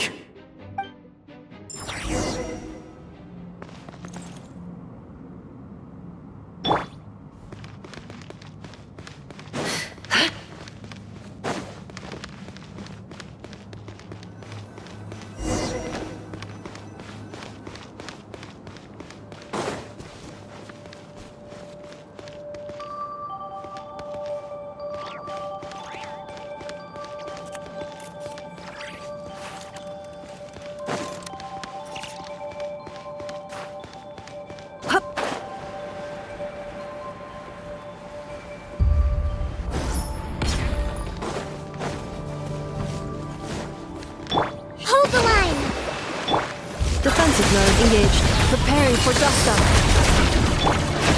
Rush attack! Just one!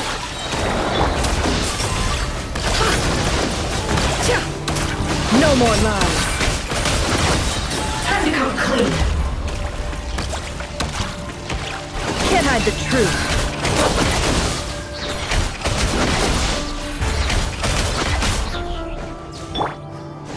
Installation chamber deployed. Rest and rebuild! Being done, Weather Bomb! Chew on this!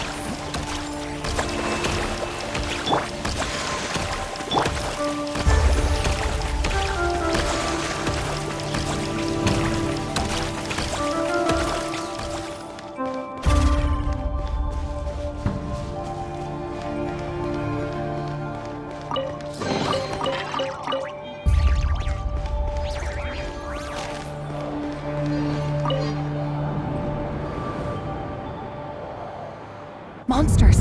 At the Universitas Magistrorum? Why now? Oh no! They're coming! It's no use. The table won't hold out much longer. The weapons. Where are the weapons? Of course. All the lab equipment was upgraded after the inspection last week, but the new weapons haven't been allocated yet. I'm done for. Is anyone there? I need help!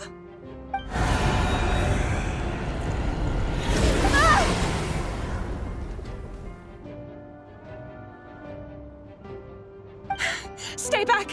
Please stay back! Please!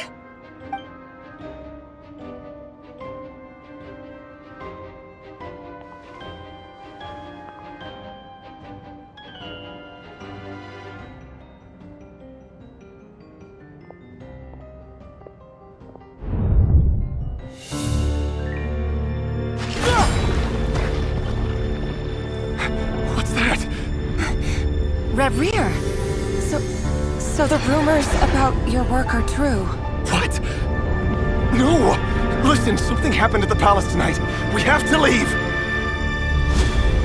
You don't need to lie to me anymore. What do you mean? I know why you're worried, and I will respect the decision you've made. But it's okay, because I found a solution. I know how to end all this. You can have it back. The normal life you so desire. But until then, I'm afraid our wedding will have to wait. Celindus? No, don't do it! Celindus! Celindus!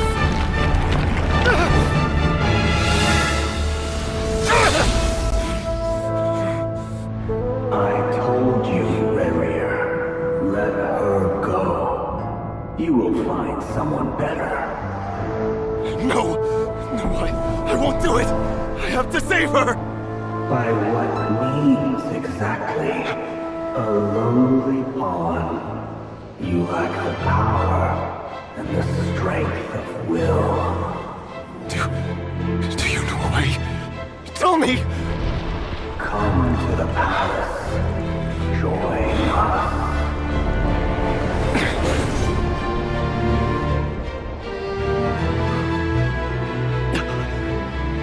Reverie, thank goodness we... Step forth and take your share. You made it. Not you too.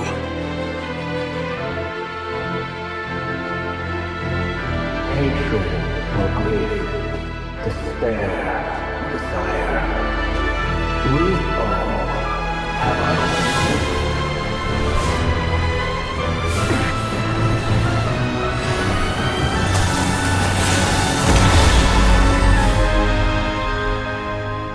Reverie. Reverie. Celindus? Were you daydreaming?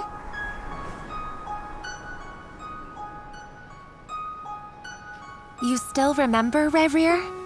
That question you asked me a couple of weeks ago? Oh. You mean the proposal? Yeah. I'm wondering, where do you think would be a good place to discuss it? Maybe in the garden? Or were you thinking a fancy restaurant? It's your choice.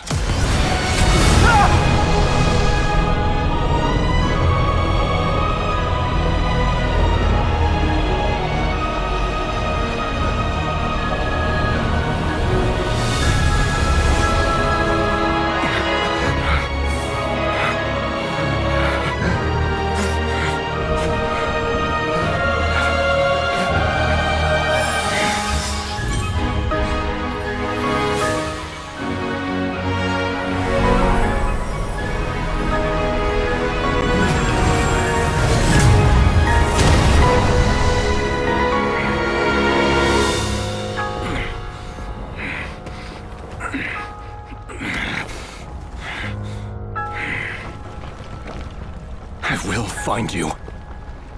And then... You can give me your answer.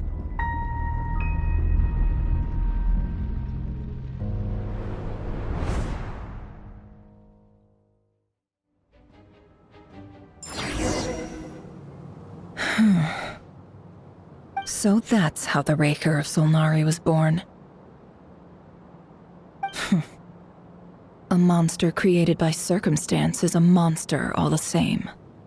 Viewing other people's thoughts for too long can get uncomfortable.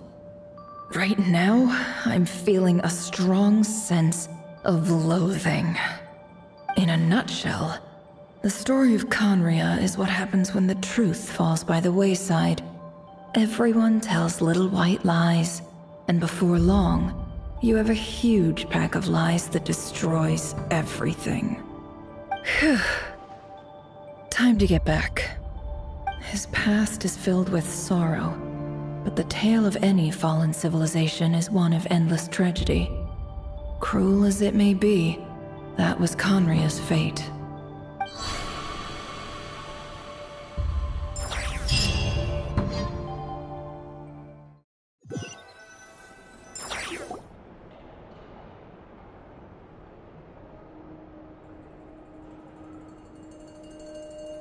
Everyone, I'm back.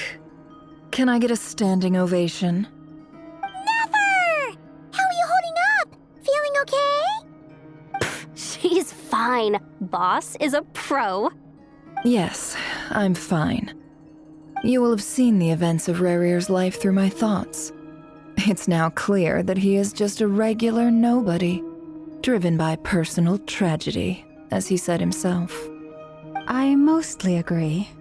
There's only so much we can know about him from his memories alone, but they did give us a clear glimpse into his life in Conria. However, I would not consider Rarir to be a nobody. He was deeply involved in the events of that era. Yet, when the catastrophe of a generation strikes, nobody is safe. Sounds to me like you're speaking in riddles again. Is this you urging me not to abandon the people of Nodcry in their hour of need? That's not what I meant. Although I do hope you choose to remain a part of the plan. Without you, the mission ahead will be all but impossible. Then try to remember that I respond better to the carrot than the stick. And I don't appreciate being bossed around. Now, as for you, Missy, you were excellent. You stuck to the rules of the ceremony and kept your mouth shut the entire time. Bravo.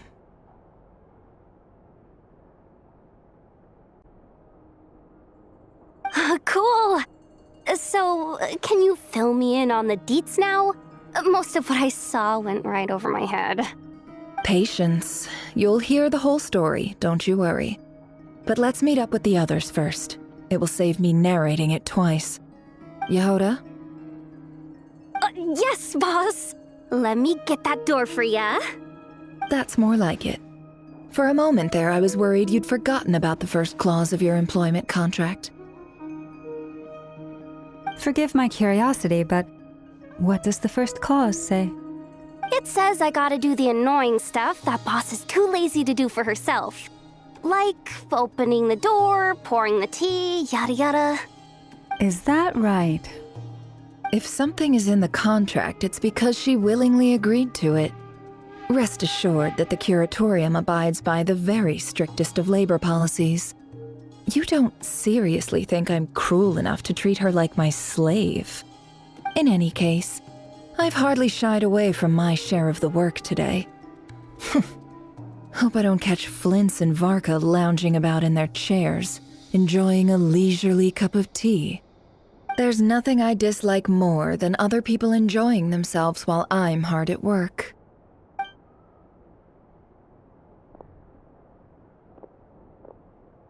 Oh no.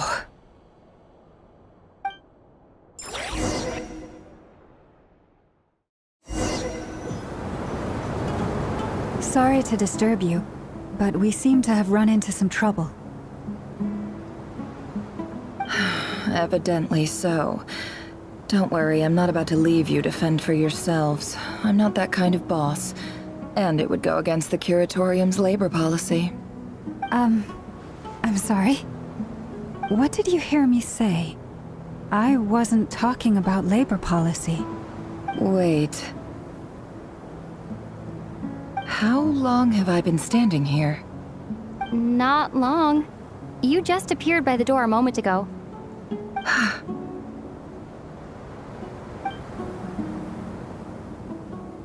Boss, what's wrong? You look like you've seen a ghost. We've been tricked. We never left at all. Somehow I hallucinated that whole scene back inside the office. Hallucinated? But how? How indeed. This place should heed my will alone.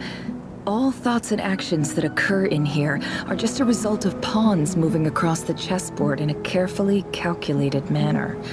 And nobody has access to this chess set but me. So you control everything in here? More or less. But yes, it's a special technique of mine. Has anything like this ever happened before? Only once. It was the first time I used the chess set. Is there any similarity between what happened then and what's happening now? I suppose my thoughts are a little turbulent, which was also the case my first time. Is there anything I can do to help? The first clause of your contract clearly states that I only need your help with things that I'm too lazy to do myself. Meaning, you're not feeling lazy right now? Meaning, this is not something Yehoda can help with. The chess set is a personal treasure that I alone understand. I must be the one to find our way out of here. Boss, it's fine. Really. Let me do something useful. Oh, listen to you. Whatever would I do without you, Yehoda? What? Really? Yes, really. Where would I ever find another employee as obedient and servile as you? God forbid anything ever happens to you. Oh, okay. Well, anyway, I was thinking of fetching some water. There's gotta be a source around here somewhere. I suggest everyone finds someplace comfortable to take a rest. We gotta conserve our energy. Even though all this chess malarkey doesn't exist in a physical sense, mentally speaking, it's all real. And so is our tiredness and fatigue. You don't want to dismiss mental fatigue. Just because it isn't physical doesn't mean it's any less serious. But anyway, I got your backs, so don't worry about a thing. Don't I have the best employees? Jealous much? If we can find a suitable time, I'd love to borrow Yehoda for a day to help out at the Frost Moon Scions. Would you be amenable to that, Boss Nefer? Oh, Lauma. Have I ever told you just how pretty you are? Beauty runs from the tips of your antlers to the depths of your imagination. Time to rally, everyone. Follow me. As we continue our journey, the same rules will apply. That means stay focused and no talking no matter what we encounter. And don't disturb the chess pieces. You have my word that I will get us all out of here.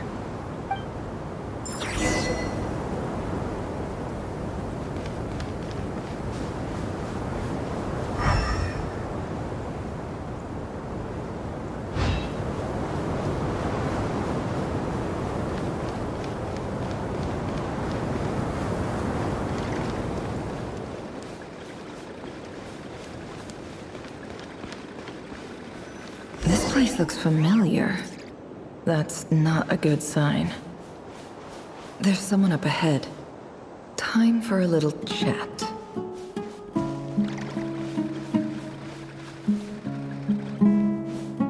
I wasn't expecting visitors at this hour.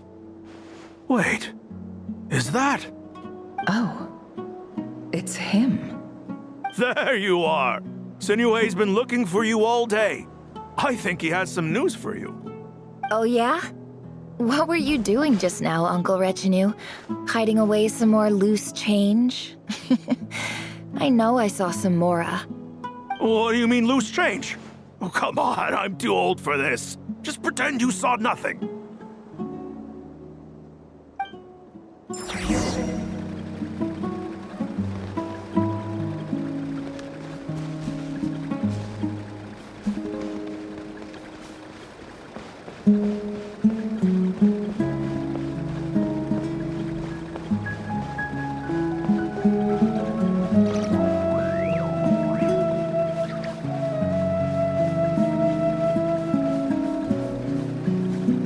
Hey, kid. Mind telling me what Sinohe's been up to recently? I'm trying to get in his good books and I need a way in. Get in his good books? Why? What do you want with my dad, Uncle Apepi? I've written a new song. I was hoping to showcase it at the next festival, but I'll need his approval. A new song, huh? I'd love to stay and listen, but unfortunately, Uncle Retinue says my dad's looking for me. Well, there's plenty of time and I'm not going anywhere. See that pile of stones? I'll be sitting there warming up my vocal cords. Come find me when you're done. Pile of stones. Got it.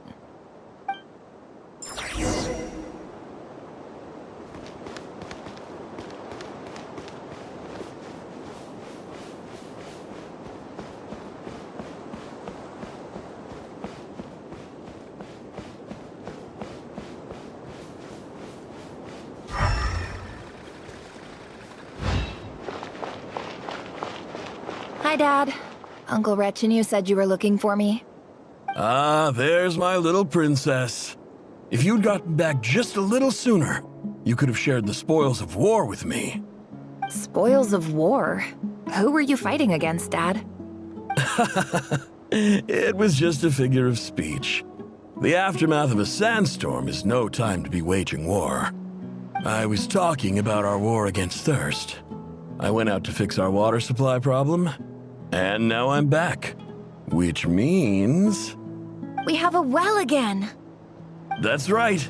I found a new one and brought back as much water as I could carry. It should last us for a good while. If it wasn't for these blasted sandstorms, our wells wouldn't be caving in. You wouldn't be spending all your time out searching for new water sources. As the chief of our tribe, I'm supposed to be leading us out of hardship and poverty, onto better things. You know how prosperous our ancestors were. I've told you all the stories. And look at us now, squeezed into these hovels. No one would choose this, if it wasn't for the endless wars over the years. But things are looking up. I started working with some folks from the academia a few months back. They gave me some contacts in return for my assistance in the desert. So you're the academia's helper now? Special ambassador, they call it. Think of it as a partnership. It's nothing bad, okay? We've been isolated here in the desert for too long. Seeking opportunities elsewhere is the best thing for us, and the fastest way to progress. So, do you get anything good out of being a special ambassador? Of course. My luck's improving all the time. One day, I swear I'm gonna lead us out of this place. We'll find somewhere new. Somewhere better.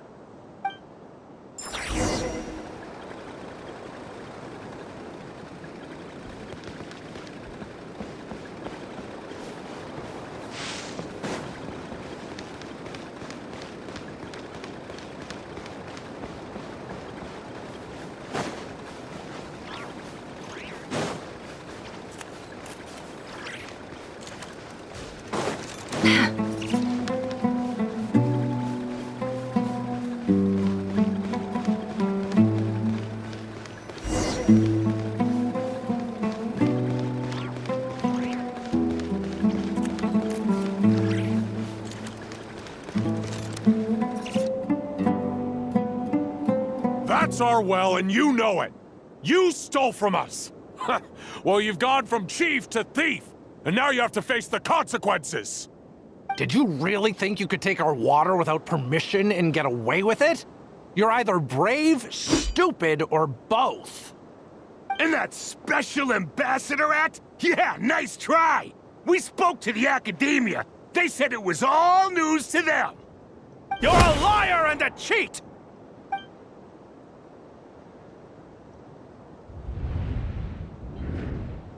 I heard Yehuda gasp, but I don't blame her. Most people are terrified by the sight of blood. Corpses strewn across the ground. The wounds are clearly from scimitars and daggers. The desert dwellers' weapons of choice. There's a handwritten note on the ground. Let's see what it says. Halil, this is Sinuhe, chief of the Shimti tribe. Surely you remember me. I was the one who helped you and your colleagues avoid the quicksand in the desert. This is my second time writing to you. I assume my last letter must have gotten lost in the mail, as I didn't receive a reply. I hope this one makes it to you safely. I'm writing to you because I need some help. That sandstorm the other day completely blocked up our well, forcing me to look for another water source in Iab and Unut territory. It was a matter of survival. Praise the gods. The well of the Iab tribe was intact. It was my last resort. I drew what water I could and left, but not without being spotted. I fear they will retaliate. You told me to write to you if I ever needed help. You said you'd be my ally in the academia. I urgently need you to formally recognize my title of Special Ambassador and send some of your people to assist me for a few days. It's the only way I can convince them that this was the academia's decision and prevent them from retaliating. This is an emergency. Please send help as soon as possible. Looks like this letter never got sent. The writer died a grisly death, and the letter was trampled into the ground. It's badly defaced. Some parts are barely legible. What a ridiculous lie the surviving Shimti tell. Their whole village was butchered over a sip of water.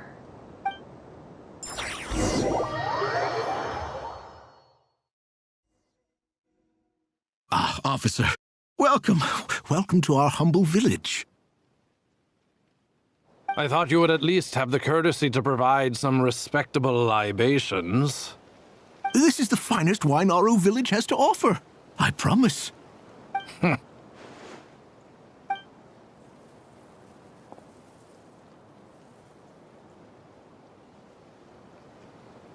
The Academia has agreed to reserve a single space for a candidate from your village. But I remain skeptical of this entire endeavor. I highly doubt anyone in this desert possesses serious academic potential. Please, have faith. If not in us, then in our god. The child we found shows great promise. I beg you, take her away from this place. Give her a chance. Don't let her talent go to waste. I don't recognize her. New arrival? She showed up here a few days ago and we took her in. She's a really bright kid. Please help. I'm begging you. So, where are you from? Nowhere special. Just a sand dune. What about the rest of your family? How many of you are there? Just the one. It's only you? Correct. So, no brothers, no sisters, no mother or father? Any who have slept on a bed of sand, I call my brothers and my sisters. Apart from that, I have no family. All right. Get over here. Sign your name on the form.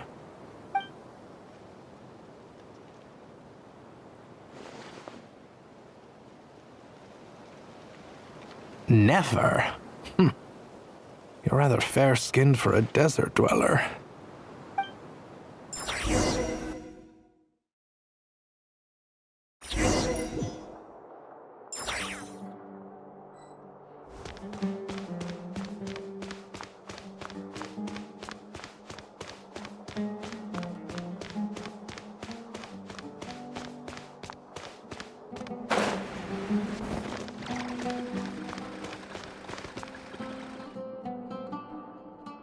Nefer, this term's assignments have been issued already. Please read through the materials thoroughly, conduct your own additional research, and then write an essay on the topic. Yes, Professor, I'm aware. I just had a couple more questions I wanted to get your perspective on. Oh? Please ask away. Well, I saw the other students' problem sheets, and I couldn't help but notice that my assignment is much easier than theirs. Do you really think I'm a weak student? A weak student? Goodness, no. Quite the opposite. You have a sharp mind, almost too sharp. I think what you're saying is, a weak student wouldn't have noticed the discrepancy. And if they did, they certainly wouldn't complain about the lighter workload. You see, sharp as they come. You see things the way they are, and I'm sure you know why they're like that. Because of where I come from. Because I'm different. I'm sorry, Nefer. I don't like it any more than you do. It's just... Anyway, you said you had a couple of questions. What's the other one? I wanted to check. If someone sent me a letter to the academia, where do I go to collect it? Ah, your family wrote to you. Well, as long as they put your name on the envelope, someone should hand it right to you. Not exactly. It's not even a recent letter. I was just curious where the mail would end up if no one collects it. The House of Dana, I expect. I know there's a box for unclaimed mail somewhere in there, probably sitting on a shelf. Whatever you're looking for, that'd be the place to start. Okay, got it. Thank you, Professor. Oh, don't mention it. Honestly, I feel like I failed you. I'm supposed to be your teacher, but I haven't taught you anything. Hey, don't say that. You're a great teacher, and you do your best for all your students. But the rules are the rules. You're not allowed to teach students like me. It's not just the academia either. The whole world bends over backwards for the successful, and leaves the losers to suffer and die. Oh, my dear child. Don't tell me you've given up on life already. I haven't. I just think that if you want to make it in this world, you have to find a way to become successful.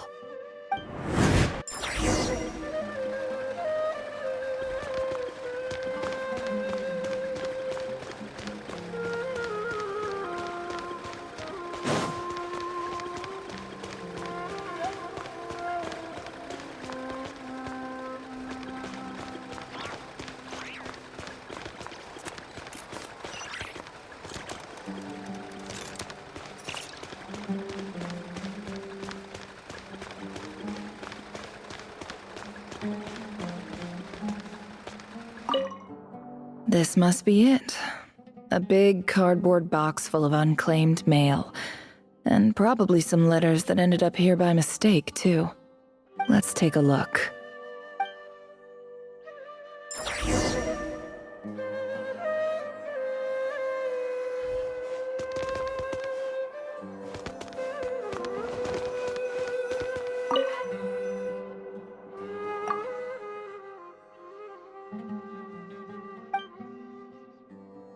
A dilapidation survey from Port Ormos.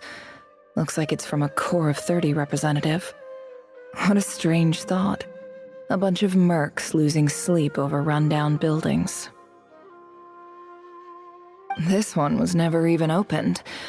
I guess the recipient didn't care what the Core of 30 had to say about anything. Who was it addressed to? I don't recognize the name, but it must have been a Kasharawar professor.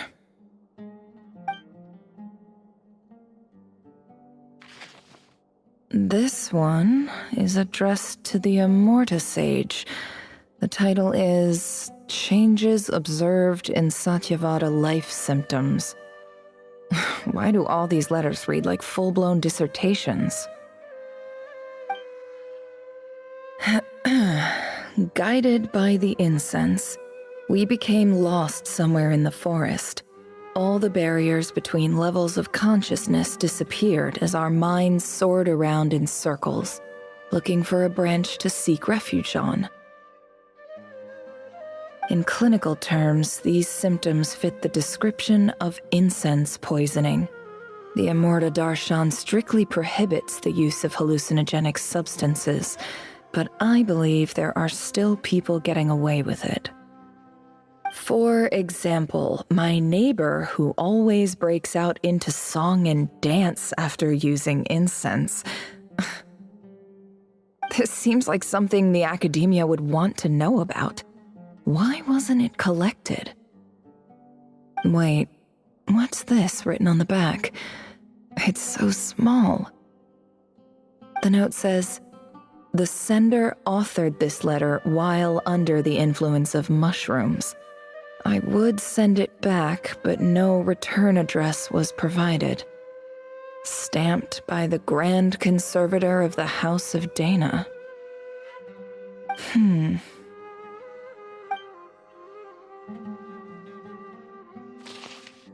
This next one is addressed to Grand Sage Azar. A few words of protest regarding recent changes in Sumeru's educational policy. In recent years, the academia has taken on a small number of students from the desert region, as per the policy to this effect. However, it appears to me that these students have not, in fact, been provided with educational opportunities that are, in any meaningful sense, equal to those enjoyed by their peers. As well as receiving dumbed-down assignments and perfunctory tutoring, they do not even have full access to the Akasha system. Education is the fundamental purpose of this institution, which should go without saying in a nation whose founding virtues are knowledge and wisdom. I ask you, is the lip service we pay to the policy of education for desert students truly the standard of pedagogy to which the academia aspires? As Grand Sage, policy decisions are your prerogative. But do not forget your roots. You and I were once students too, as was everyone else in this institution. I do hope you will give some serious attention to this matter. I encourage you to discuss issues like this with myself and others, and listen to some alternative opinions. Great letter. Shame it didn't get to where it needed to go. And the sender is...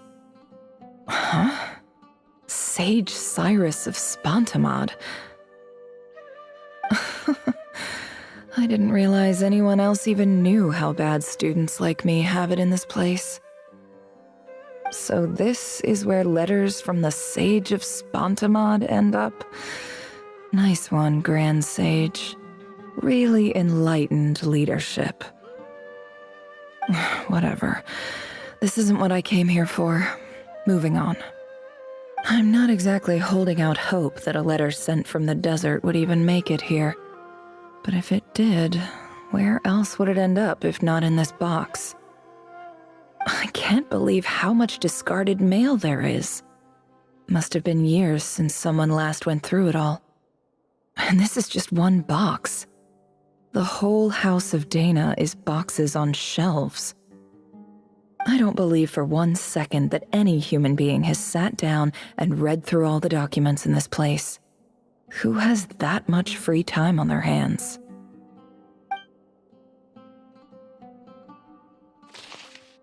Wait, could this be it?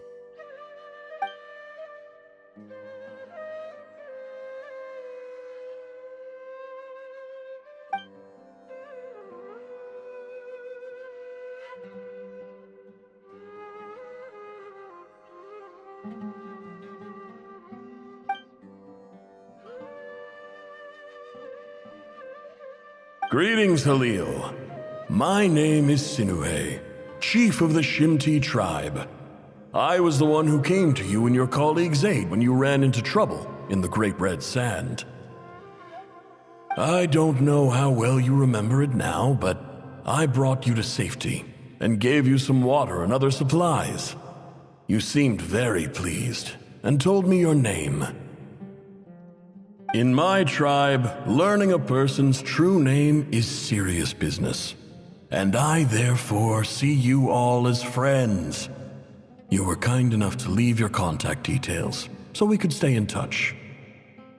The Shimti tribe lives a harsh, nomadic existence in the desert. You were sympathetic towards my plight, promising to make me a special ambassador of the academia and help us find a way to make a better living. This brings me to my reason for writing. Our tribe has fallen on particularly hard times, and I would like to ask for your assistance. There was a terrible sandstorm a few days ago, which blocked up the well in our land. To ensure my people's survival, I had no choice but to venture into Iyab and Unut territory in search of an alternate water source.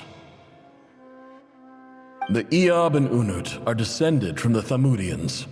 While we trace our ancestry to Tulatala, we worship the Lord of Flowers and have had relatively good relations with our fellow tribes up until now. I found a well belonging to the Iyab tribe. They declined to help us, but I really had no other option, so I took some water to keep me and my tribe alive. My actions are certain to incur their wrath. When we met, you assured me that you would be my ally in the academia. I would like to take you up on that offer, because I really need your help. I wonder if you could send an academia representative to meet with me. That aside, the last time you were here, you mentioned that the academia had started accepting students from the desert, and I told you a little about my daughter, Nefer. We have next to no resources here in the desert, and my power and influence are limited. Would you consider enrolling my daughter at the academia? She is a smart girl. I know she won't disappoint you. From the outset, the academia never took you seriously. Those things they promised were just empty words. I doubt they even remember the name Sinuhe. And you were so emphatic that your luck had finally changed for the better. You swore you'd lead us to a better place one day. You spoke with such conviction, like you were the most powerful chief in the whole desert. You liar. You lied about everything. You promised the world and delivered on none of it. And who fell for it? Just me, by the looks of it. Despite your best efforts. Which makes you a pathetic liar. You weren't even any good at it. I think I'll take over from here. Let me show you how it's done.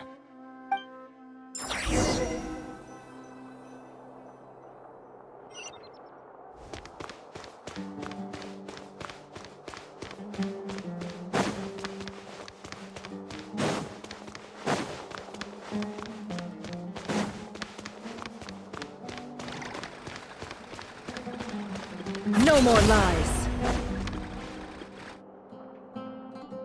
I just came to say goodbye. Thanks for everything you've done for me in my time here. Nefer?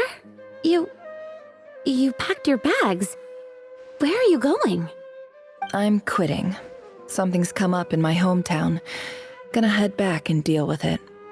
Huh? But this was a hard-won opportunity for you. You know that better than I do. It was, but it doesn't matter. I have more important things to deal with, and they can't wait. Oh, and I didn't want to overfill my bags, so I left some incense on your desk.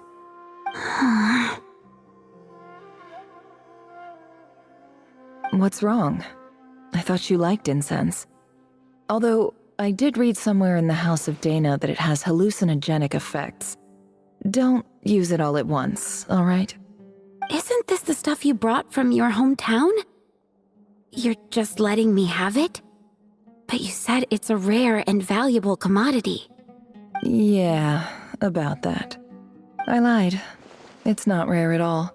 There's this bunch of ruins near my hometown that are practically overgrown with this plant. It's not worth much. Keep it, it's fine. But never... All right, that's all from me. You take care.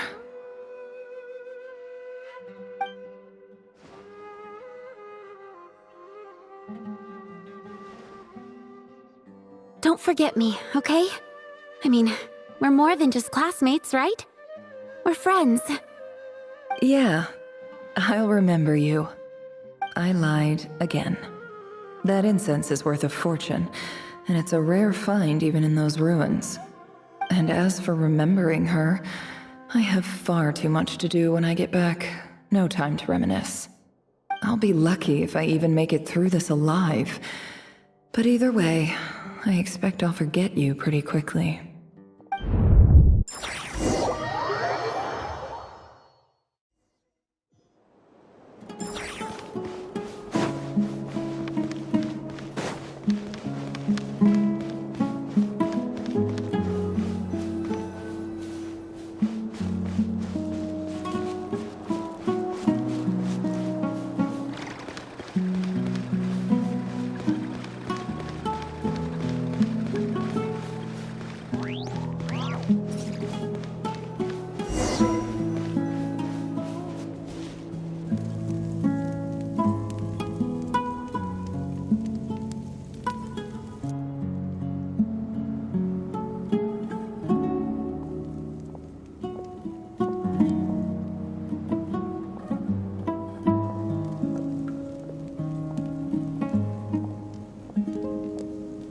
It's a pleasure to meet you, Mr. Arif. So, what does the Academia want? Since they've sent their special ambassador, I assume there's a big business deal to be made. If not, I'd be very disappointed. Please, sir, lower your blade. You're lucky I'm the one they sent. Not all special ambassadors share my admiration for the Iab people. The ever-shifting balance of power in the desert reduced the once great civilizations of this region to rubble and sand. But the story of the Iab has a very different trajectory. Others grew weak, but you grew strong, beginning in obscurity and moving to prosperity. You're the only ones who defied the trend. Huh. So, you do know who you're dealing with? This well is the perfect symbol of your strength, is it not? It used to belong to the Unut, but it looks like you have control over it now. You're not wrong. But I'm sure you didn't come all this way just to flatter us. Of course not. I came to bring you some very good news. Some information that recently came to light, which might just be your ticket to freedom. Records uncovered by the Vahumana Darshan show that a certain well currently under Iab control is built on top of some ancient ruins. These ruins are of great archaeological interest to the Academia. I checked the map carefully on my way over here, and I'm confident that this is the well in question. The Academia is offering 50 million mora in return for excavation rights. 50 million? No, wait. If these ruins are as important as you say, 50 million's a little low, don't you think? Don't get greedy, Iab. We know far more than you think. We know that you seized this well by force. Wasn't that the first step in your rise to power? To drive away the Unut and steal their water supply? So what if it was?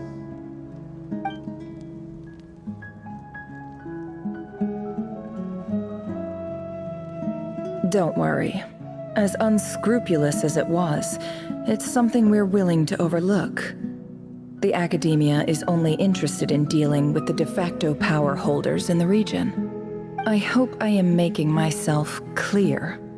And I hope your words are the truth. if I find out the Academia is trying to play me, I'll hunt down every one of your people and make you watch as I cut their heads off one by one. I assure you, Chief, that would not be in your long-term interests. You don't want to make an enemy of the Academia. You see how I'm dressed, don't you?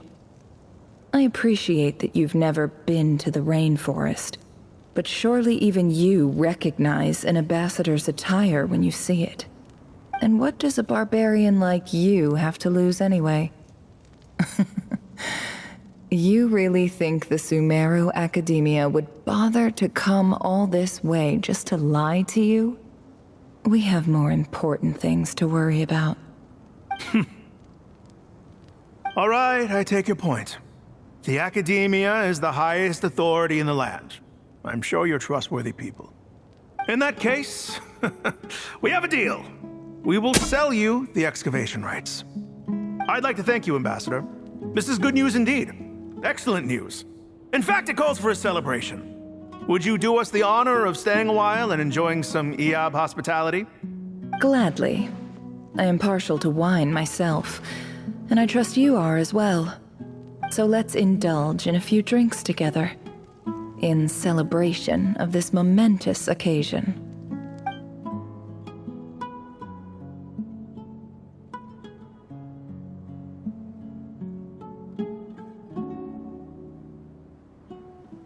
Chief! Chief, it's an emergency! It's the Unut. They've taken the well. What? Well, don't just stand there. Take it back. Yes, Chief. I have every confidence in the EAB's military superiority, and yet... Well, what is it? The Unut's response was alarmingly fast. The day after we reach a deal, they seize the well. This can't be a coincidence. Perhaps there is a traitor in your midst. I don't think so. I am obliged to remind you, Chief, that the Academia will only deal with the de facto power holders. If you cannot regain control over the well, I'm afraid you won't see a single mora of that 50 million. No! Please, Ambassador, just give me some time. I swear the Unut will not get away with this.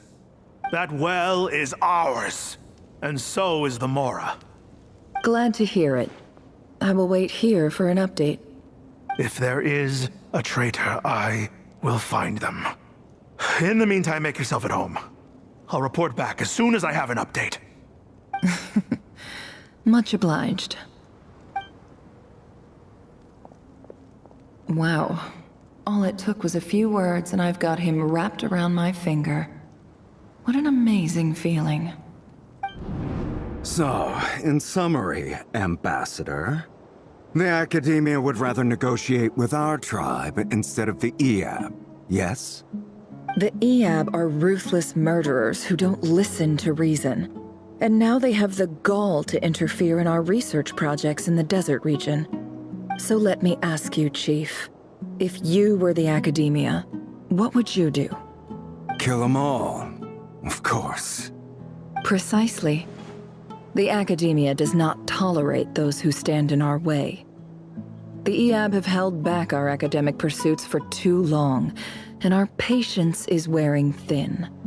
At the same time, there is simply no way that the Academia can be seen to be intervening in desert affairs. I'm sure you understand where I'm coming from. We have our own rules out here. If the rainforest dwellers raised arms against a desert tribe, it'd start a bloody war. Right. We can't confront them ourselves, but we can support their enemies. The Unut have always had strained relations with the EAB, which makes you our natural allies. Natural allies. Weren't the EAB your allies once? You were quick to send them after us to protect your interests back when we stole that water. And now look at you. You're at each other's throats. Let me be clear. The Academia wishes to collaborate with the legally recognized rulers of the desert in this matter. We are asking for excavation rights to that well, and our offer is 50 million mora. Say no more. I believe we have an understanding.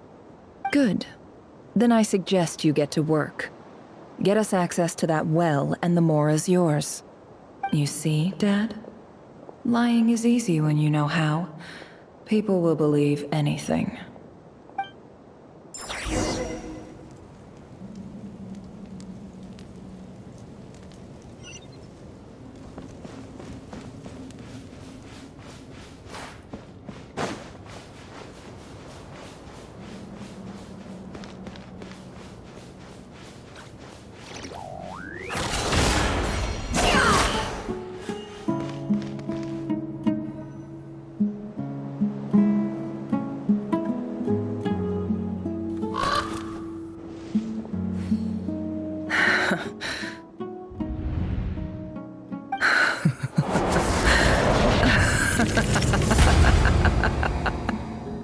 Look at yourselves. You may be vile, savage monsters, but your butchered bodies bleed like any others. You're no different. You're nothing special at all. The monsters who destroyed my home, they're just ordinary, petty human beings. What a joke. I think we're even now. Maybe I've even done the desert a favor. It's a better place without all these people around. Oh, Sinuhe, my gullible fool of a father. Perhaps if you'd been as ruthless as I was today, our tribespeople would still be alive. In this dog-eat-dog world, a chief needs to be tough to survive. But you couldn't do what had to be done. So I did it for you. Nefer, it's okay. All of this is in the past now. I believe I remember you promising to remain silent. Yeah, but even so... Yehoda, is there anything you can do to ease the tension?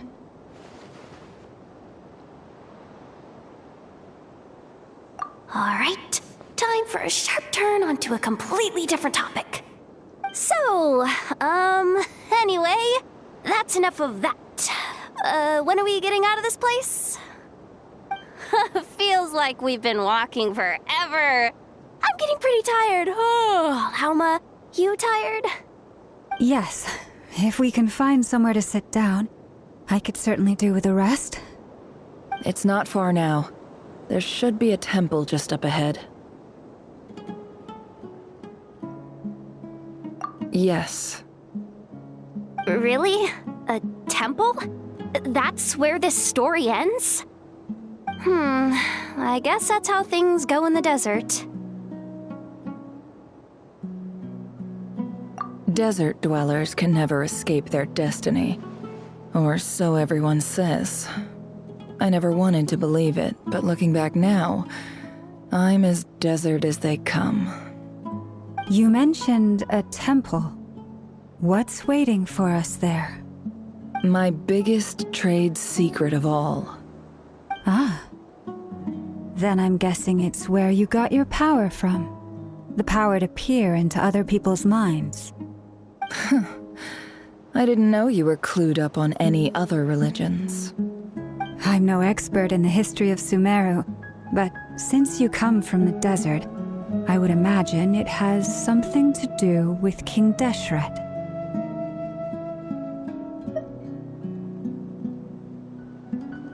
Sounds impressive.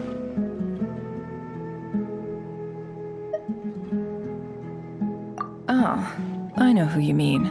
General Mahamatra Sino. The spirit of Hermanubis dwells within him. That's Boss Neff for ya. She knows everything. Sino's hardly a figure of obscurity, but I know about Sethos too. What about him? Is he a big deal or something? Well, he's not a small deal, let's put it that way. Please, this is the bare-bone basics. Save the flattery. Thanks for your patience, everyone. I'm sure it's been a lot to take in. With any luck, that's our exit just up ahead.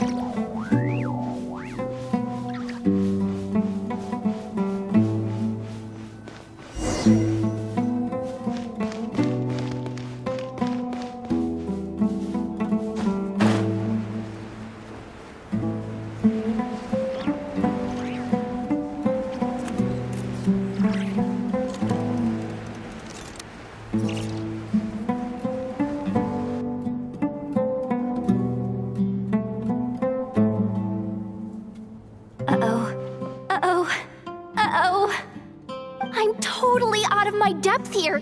I don't have anything to add about any of this stuff. Like, look at that statue, for instance. I want to do the whole name-dropping, this girl knows her stuff thing too, but I've never seen anything like it before. A statue with the head of a bird. That's Thoth, the Ibis King. One of the 7 pillars of King Deshret. The legends say that he, the Crocodile King, and the Goat King were the 3 retainers of King Deshret. Let's take a look.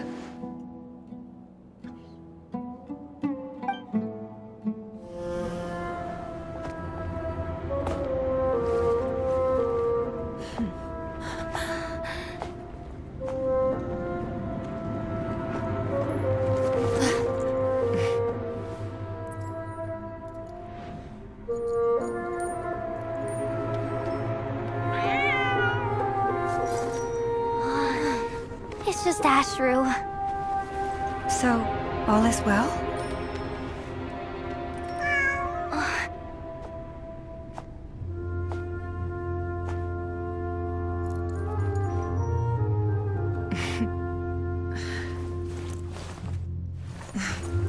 Typically speaking, at this point, the world disintegrates.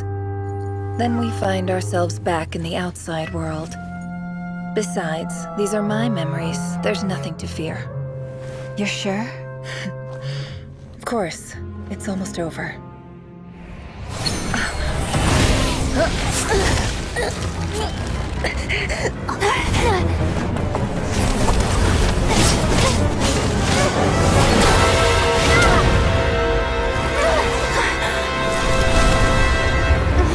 Never! Hey! Hold on!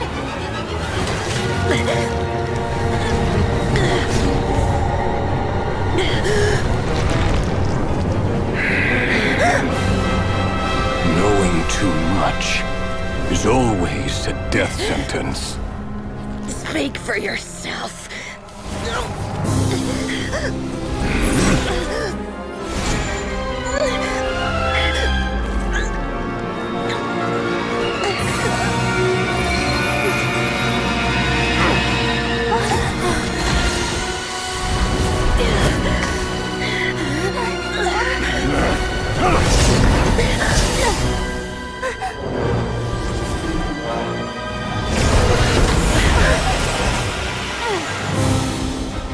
How repulsive.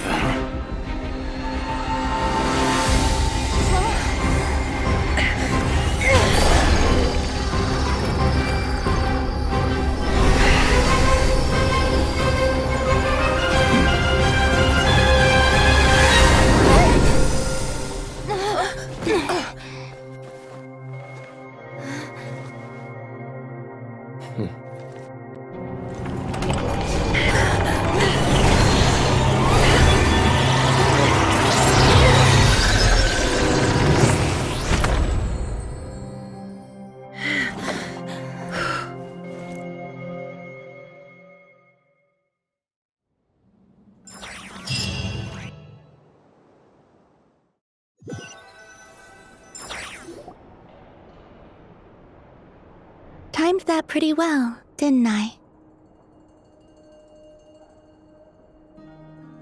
It's okay. I'm just glad no one was hurt. Paimon noticed you doing something too, Dainsleif. Were you helping get them out? Of course. When I asked Nefer to conduct this investigation, I was not naive to the dangers involved. I had a duty to ensure your safety. Good to know your sense of justice is still intact after all these years. I take that to mean that you saw the truth. That comes as a great relief. I certainly did. And thanks to your help, I also managed to trap Rerir inside the chess set. Whoa, really? How'd you manage that? Well, to be honest, I sensed that something was wrong long before we made it to the temple. By using this fragment to probe into Rerir's past, well, the monster formerly known as Rerir, it seems I alerted him. I was tracking him, then he caught on and started tracking me too. Can't say I'm surprised. But how did he track you through your thoughts alone? That shouldn't be possible. Rerir was a secret agent who reported directly to the Vinster King. He is an expert at finding a trail and hunting down his pursuers. No wonder. He infiltrated the chess set, read my thoughts, and built a new virtual chess set inside of it. That's why we weren't able to leave at first. Speaking of your chess set, it's quite a remarkable item. Would I be right in thinking you have some connection to King Deshret? You overestimate me. I only have a connection with one of his underlings, the Ibis King. You all saw how this came to be. A long time ago, the Iab massacred my tribe, the Shimti, in our home village. A few years later, I enrolled in the academia, where some new information came to light.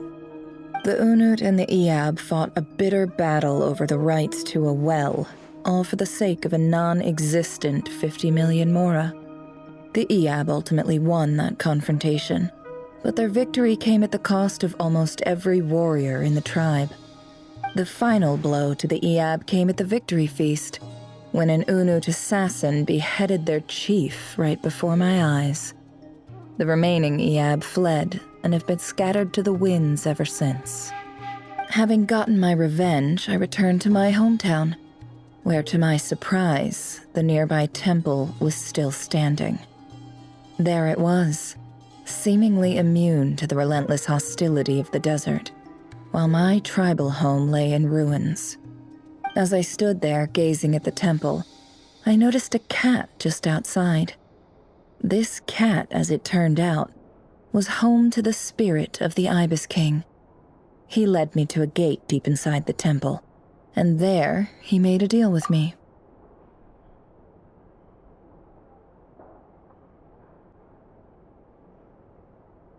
This chess set is my gift from the Ibis King. The chessboard within is made to the same specifications as the one in the mausoleum of King Deshret, and represents his power of piercing analysis. With this chessboard in its container, I gained a certain ability to perceive hidden secrets. Now, you could conclude that the Ibis King simply wanted to give the people of this world the power to seek the truth, but I don't believe that's the full story. Every god plays favorites. Their hearts are as fickle as any human's, full of secrets, perversions, egotistical tendencies. But precious few gods are willing to admit this. It is the same with all powerful forces, including fate itself. Their gaze falls preferentially upon a select few. As you rightly point out, this is an act of favoritism. If you're alluding to the Abyss, then yes, I agree. Gather the others. It's time to share everything I've learned.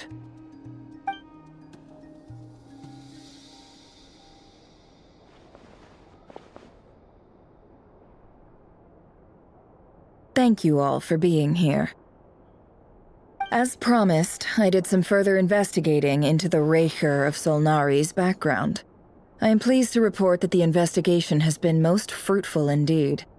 The Raker of Solnari, real name Rerir, was once a Conrian subject who served the Vinster King. I will now share the important details of his story. Please save any questions or comments for the end.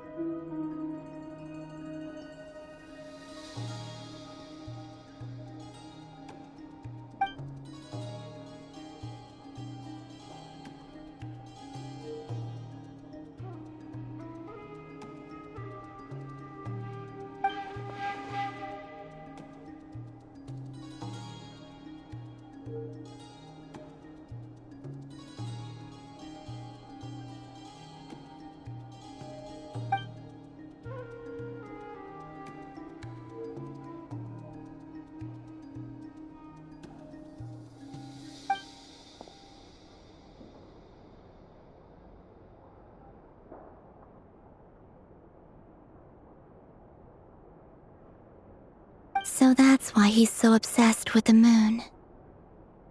A tragic tale, to be sure. But it does not excuse his many transgressions. No matter how much Rerir suffered in the past, the fact remains that he is what we know today as the Wild Hunt, wreaking havoc upon innocent lives in Notcry. He becomes more dangerous with each passing day. If left unchecked, it is simply a matter of time before all of Tevat suffers the consequences. This is a threat that the Knights of Favonius cannot ignore. A question for Miss Columbina. Forgive me if this is presumptuous, but have you ever seen the spatial gateway that appeared in Rerir's memory? Never.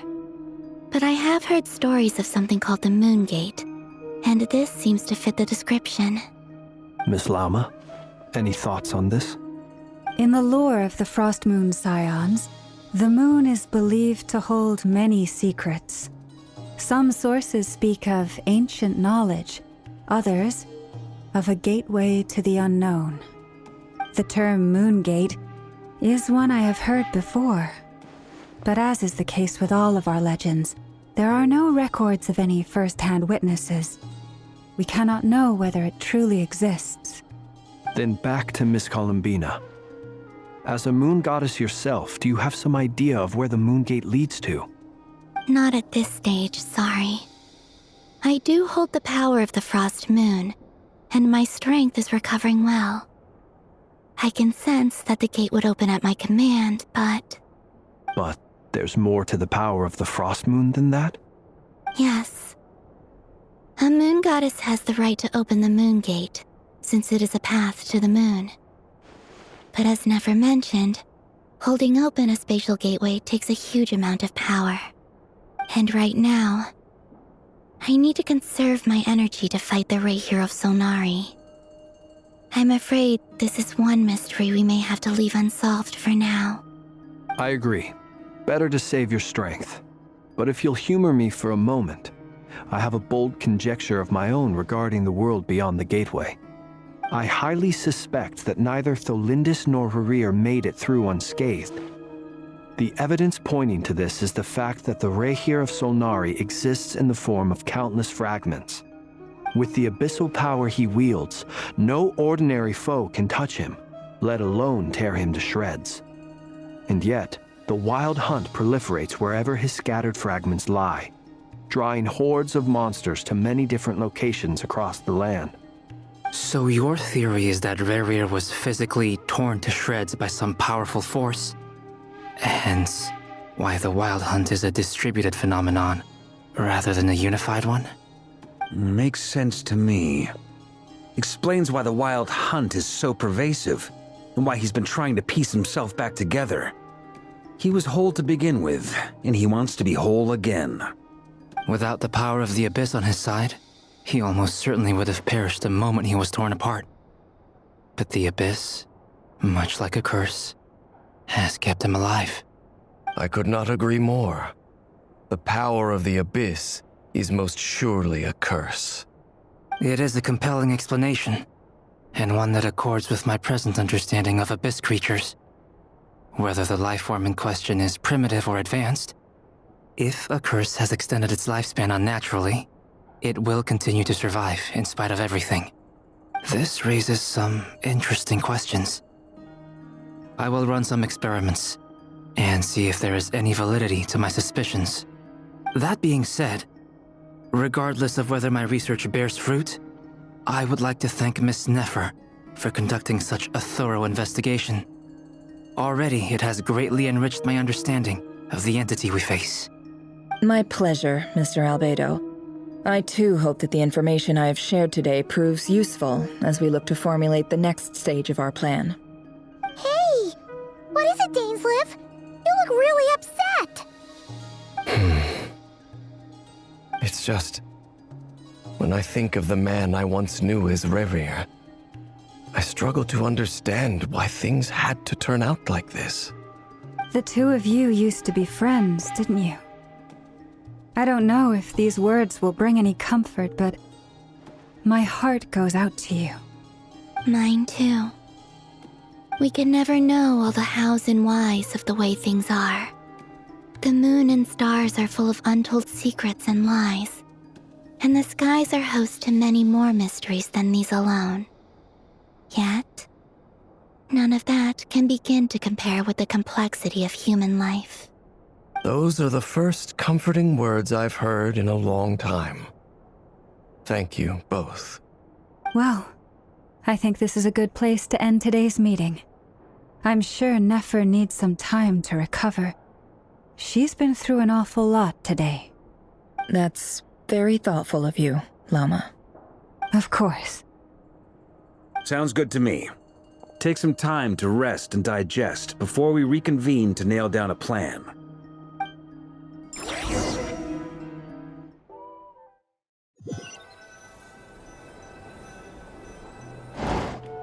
Hey, is this a bad time? Hope I didn't kill the conversation.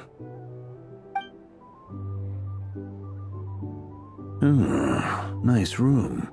Oh, I'm not coming in, though. Why not? It's just a hotel room. If it's all the same, I'll just stay out here. I might not look the part, but I'm technically a knight. Barging into people's private quarters isn't the kind of thing we do.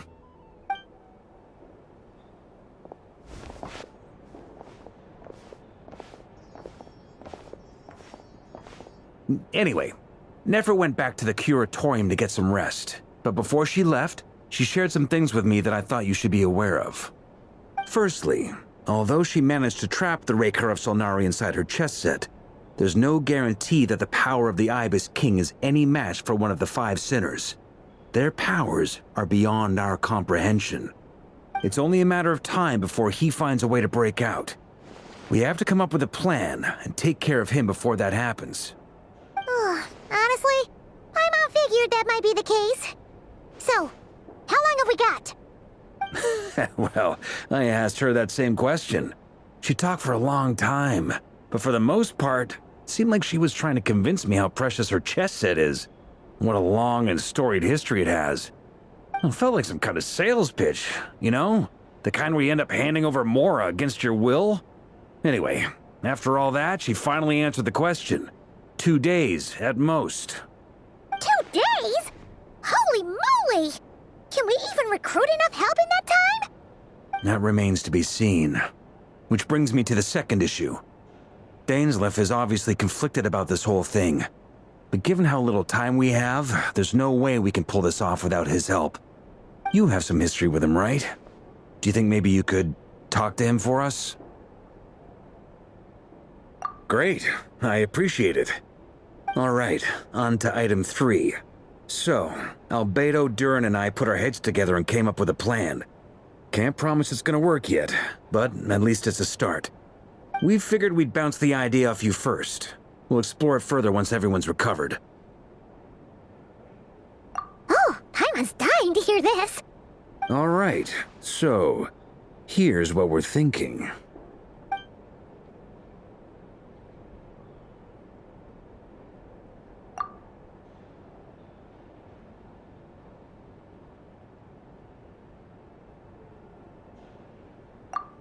We felt a little uneasy about roping you into this. I mean, firstly, you're not locals, and secondly, none of us are your boss.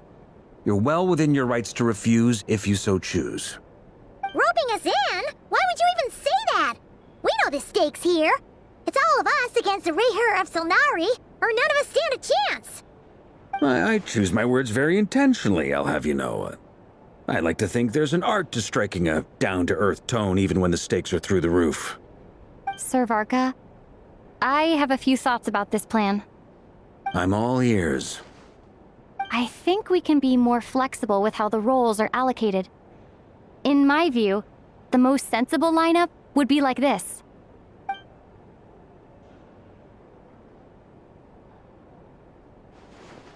I see your point, yeah. But if that's how we're going to approach this, you'd better make sure you're ready. To be clear, I don't doubt your abilities. Far from it. I just want to make sure. Are you really willing to take all this on? I want to do everything within my power. The Rehyr of Solnari is a truly fearsome opponent, and if I do my part, it'll greatly reduce the risk for everyone else involved. Well, that tracks with what I've heard. Jean's mentioned in her letters that you're so diligent it's almost abnormal. As in, most people weigh up the risks and rewards in situations like this. But you seem to just march towards danger without a moment's hesitation. Of course, everyone appreciates a fearless pioneer. But all that aside, I'm the Grand Master of the Knights of Favonius, and you're our honorary knight. I want to make sure your courage doesn't come at the expense of your safety. Thank you, Sir Varka. I should be the one thanking you. It means a lot to have you on board. I'll give some serious thought to your suggestions.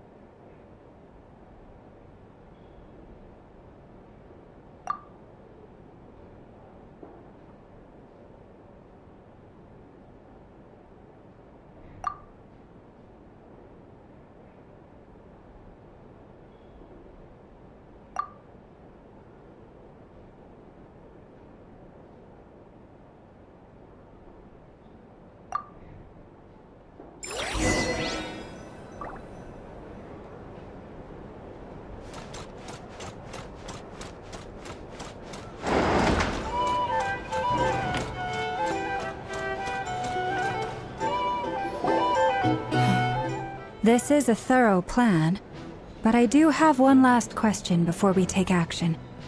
How can we be sure that our enemy won't leave the designated area? Great question. Albedo's been hard at work analyzing Rehyr and the Wild Hunt's behavioral patterns. His conclusions are as follows. Firstly, from the earliest known confrontation until now, Rehyr has never displayed any ability to manipulate the dimension of space. So it's unlikely he has any power in that domain. Secondly, he seems to have a particularly strong vendetta against our group. If we put him in a fight-or-flight situation, he'll choose to fight every time. Thirdly, finally, and most importantly, he is consumed by hatred, both for the moon and for his enemies. Turns out, we tick both of those boxes. We have a reincarnated moon in our ranks, and a spy who accessed his private memories without permission. He'll be baying for blood, not looking to escape. As someone who's had their fair share of interactions with the Wild Hunt, those all seem like valid observations to me. Understood. Then I will defer to the verdict of the group. Well, everyone, that's the plan in full detail. Albedo and Durin are carrying out their part as we speak. Plan approved. Scheduling. Okay, any firepower you need, I got you covered. Let's light this baby up. The Frost Moon Scions are behind you as well. And the rest of you?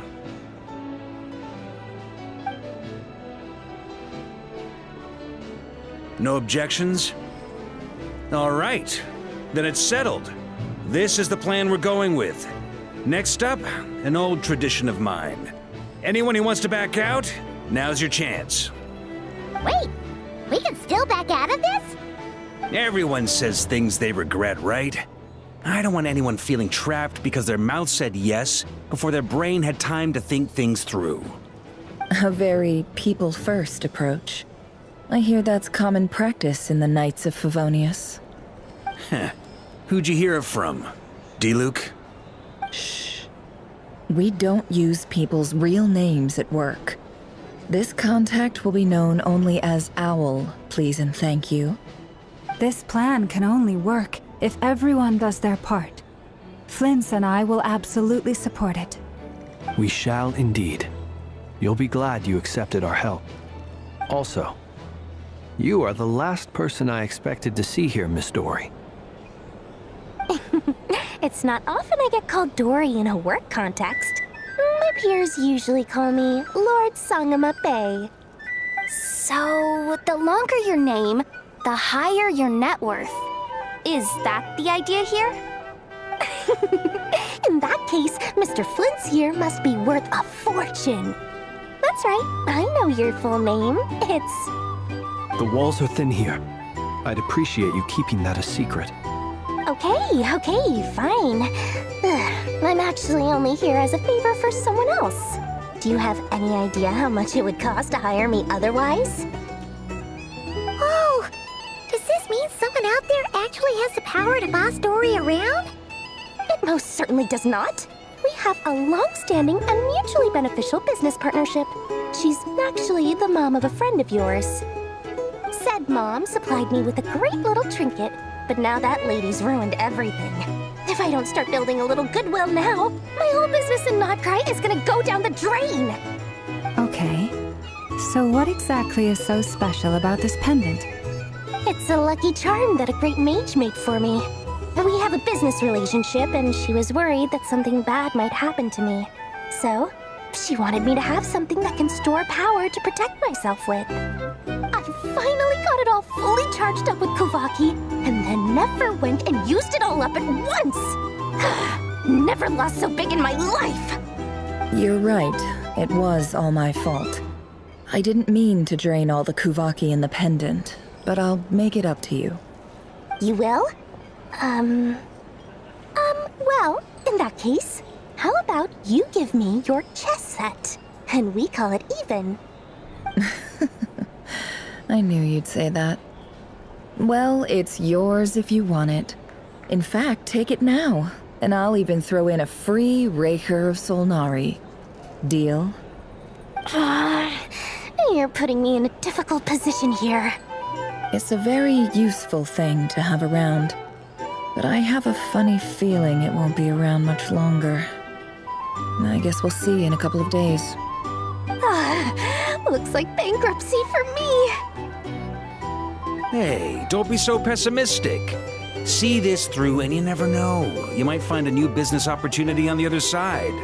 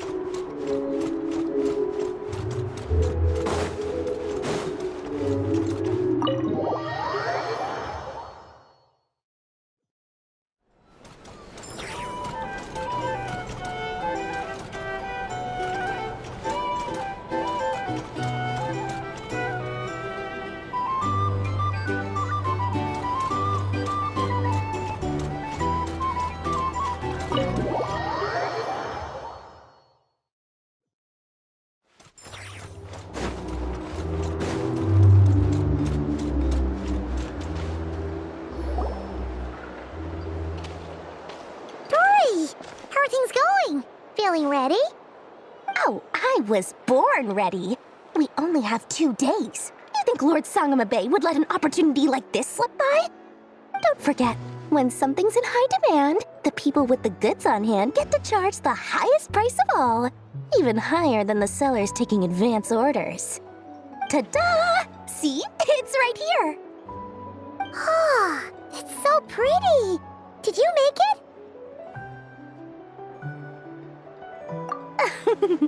No, I have a supplier.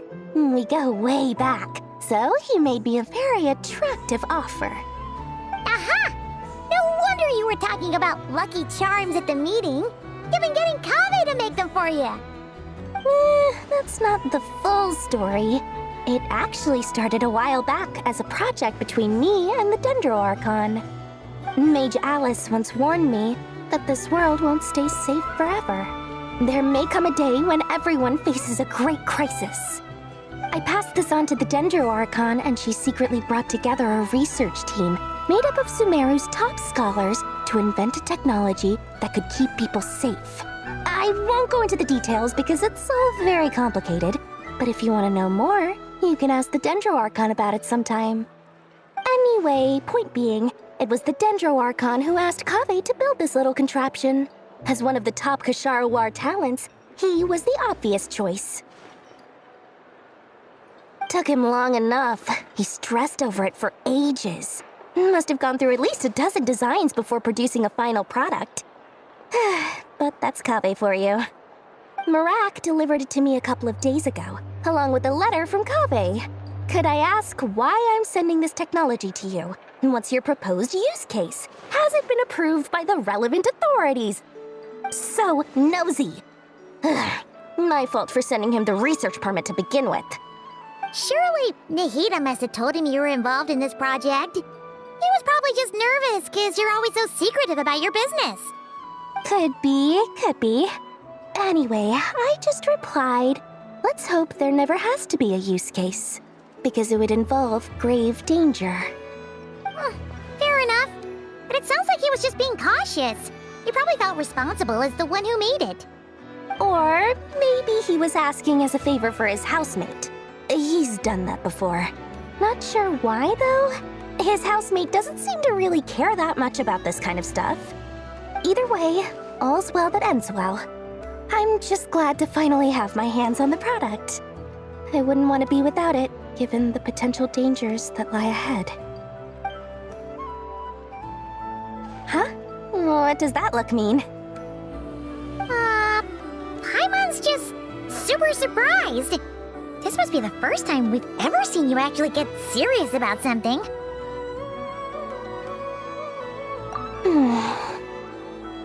Well, a long time ago, I made a promise to myself. I promised that I was gonna live every day of my life with a big beaming smile. Obviously, Mora plays a big part in that. But there are always gonna be times in life when you have to give something back. That could mean paying back a debt, returning a favor, or showing some kindness. Alice has been a huge help to me over the years. She was the first investor I ever had. And I want my investors to know that Lord Sangama Bay is the best in the business. And more than that, no one knows what the future will bring. Whatever happens, I want to make sure the Dendro Archon and all of Sumeru is prepared to face whatever comes.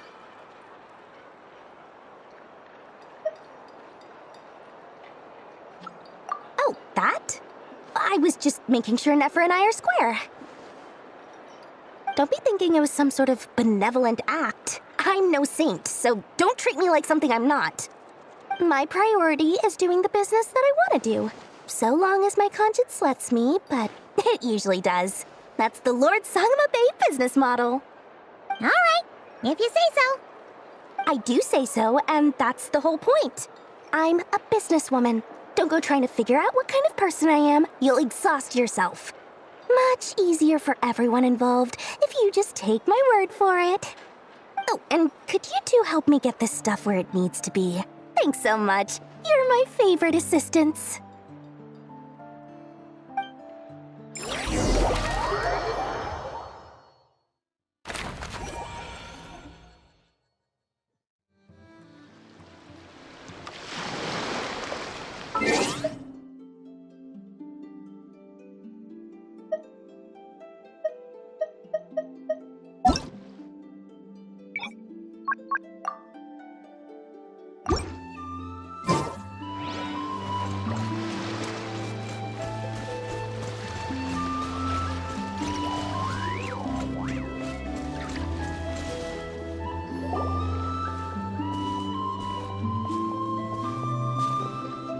Traveler, Paimon, it's good to see you. Everything going smoothly over here? Sort of. As you're probably aware, Varka, Durin, and I captured some abyssal creatures from the Wild Hunt. Per the plan, we dissected and analyzed some samples of these creatures. The process went very smoothly. The findings, however, come with some troubling implications. What? You can actually dissect the Wild Hunt? That depends on your definition of Wild Hunt and dissection. Harmless, lifeless. These words are accurate descriptions. The Wild Hunt is an interesting phenomenon. In and of itself, it doesn't seem to possess anything akin to a human personality. But taken as a collective, the medium through which the Wild Hunt is summoned does appear to have a soul. Master griped a lot about the wise Horoptetyr, and seemed somewhat fascinated with the Faustserd Elegy. But she barely mentioned Rerir at all. I don't think that was because of his lower social standing, though. Anyway, it's a pity. I should like to hear her thoughts on the nature of the life form he has become today. It's a strange mix. The furious energy of an abyssal being channeled through a fractured physical existence. A consequence of being torn apart by an unknown power. Perhaps the only explanation for his survival in this state is that he sacrificed a degree of individuality in exchange for a continued existence. Oh, sorry. Once I get talking about interesting research, I have a tendency to go on indefinitely. Back to our research findings. Essentially, they confirm my hypothesis. Rerir's corpse is completely contaminated by the Abyss, and the effects are irreversible. You could think of this as Rerir in mutated form. But in my view, even that would be inaccurate. In reality, his whole being has been consumed by the Abyss. In other words, he is now nothing more than a manifestation of abyssal power. Unfortunately, at present, we have no means of completely eradicating abyssal power. Hence, we cannot fundamentally destroy the Rerir of Solnari either. Oh, that's terrible news! So, that's it? We can't defeat him? Not even if we get the power of the Three Moons? Miss Columbina's situation is a difficult one. She can never achieve wholeness when the world does not accept her presence. It's as if her creator banished her to a place she can never be accepted. It means she spends most of her energy just on her own survival. Given the circumstances, it's only natural to despair. But we must see this plan through to the end. Time to kick off the backup plan. Oh, Paimon almost forgot! This is for you. Dory asked us to bring it. Ah, how wonderful. Well, thank you for making the trip. Durin and I will be heading off shortly. I'm sorry I won't be there to protect you in person this time. Please be careful. All right then. Stay safe.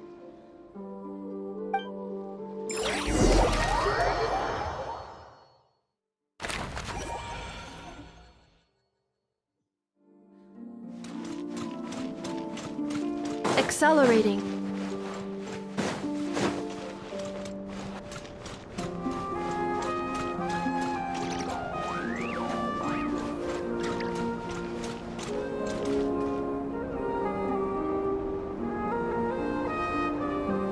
Miss Lauma, is everyone here? Yes. The fate of my flock is in your hands, Grand Master Varka. Please keep them safe. My lady, what are you saying? Within the next 24 hours, we will face the biggest crisis the world has ever seen. This is not a burden that we deserve to bear, but I believe that we reap what we sow in this life. So I intend to act. I must do what I think is right. For me, that means fighting for the future of Nodcry. This gentleman is the Grand Master of the Knights of Favonius, Varka, Knight of Boreas. In my absence, please follow his lead. Hey, everyone. Guess I should introduce myself. Well, to start with, I know my way around a battlefield. Biggest strengths are honesty and hard-workingness. Anyway, point is, I don't intend to let Lauma down. I'm gonna do everything in my power to keep every last one of you safe and sound.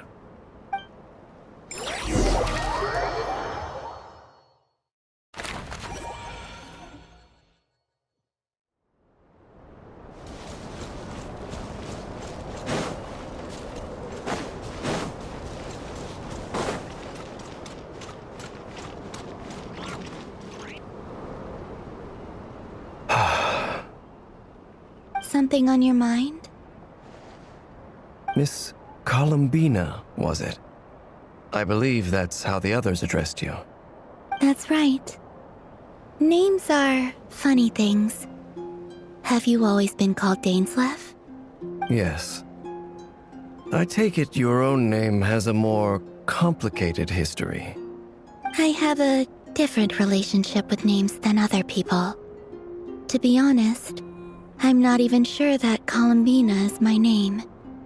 At least, not in the same way that Dainsleif is yours. But it's what everyone calls me, and I go along with it. A lot of my life has been that way. I get so used to things that I forget to question why they are so. I never used to think much about where names come from, or what they mean to people. Maybe something's wrong with me. You're different from other people. I sensed it the first time we met. You're more perceptive than most. I'm sure your long life and rich range of experience explains that. Do you ever find yourself missing Conria, Mr. Dainsleif? Difficult to answer. I have dreamed of the past many, many times. Sometimes I'm fighting tooth and nail. Other times I'm lying on the ground, defeated. I don't recall any happy moments from that time. It has been too long. Is that because hatred survives longer than love and affection? That would not be for me to say. I make no excuses for the grudges I bear. But whatever the reason, I remember little that was beautiful or sentimental. Thank you for your help with the Rerir situation. Without your efforts, I never could have learned the hidden truth of his story. You're welcome. I know he's your friend. Friend? He betrayed me. And I never really understood what he was going through in life. Some friendship, that is. Okay. So, do you plan to fight him with us? You see, you're torn. Now you know what really happened. You see the things he's done in a new light. I need some time. Of course. I completely understand. Anyone else in your position would feel conflicted too. Actually, I went through something similar myself recently. Something happened that changed my perspective on a situation. A situation I took for granted at the time, but now I feel very grateful for it. You mean the Harbingers who still support you, even though you've left the Fatui? Yes. I always thought they were only helping me because Harbingers are forced to work together. But then I abandoned them. A warrant was even put out for my arrest. And even now, they still support me.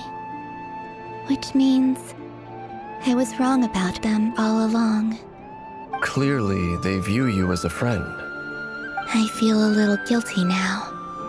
I regret not seeing her help for what it was, and not treasuring it. I see the guilt that you're feeling now, because I feel it too. Hopefully, talking about it will do us both some good.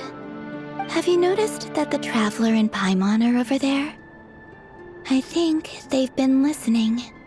Huh. Shall we say hello? Sure. Hello. Ah! They caught us!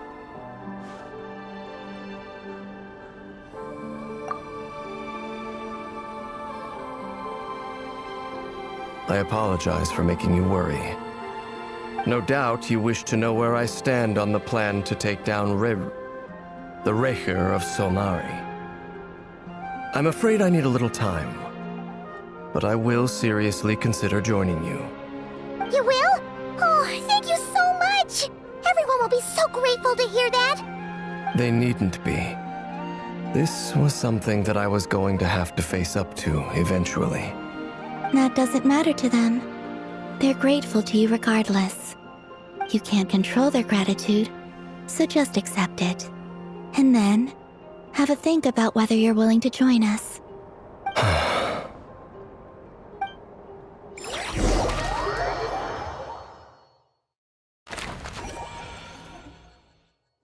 It's nearly showtime! Let's go rendezvous with the others. You know the place.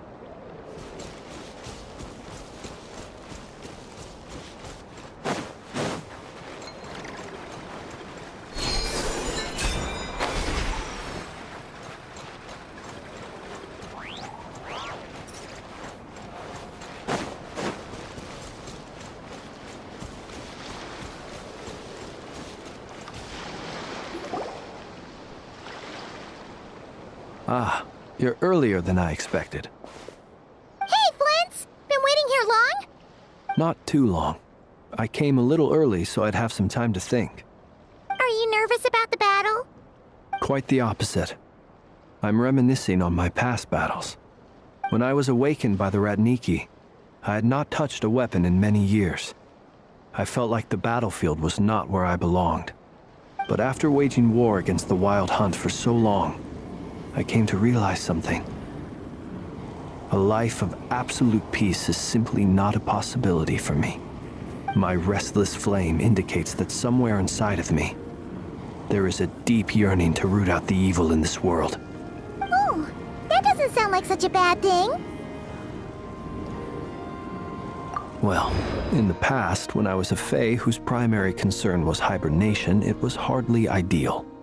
But it certainly serves me well here in the present. And I am delighted to be able to join forces with you in this endeavor. Looks like I'm not the first to arrive. Ah, Miss Lauma.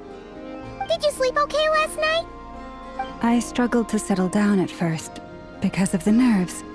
But don't worry. I got enough sleep in the end. I'll be just fine. Please, I'm just doing my part. Never! Over here!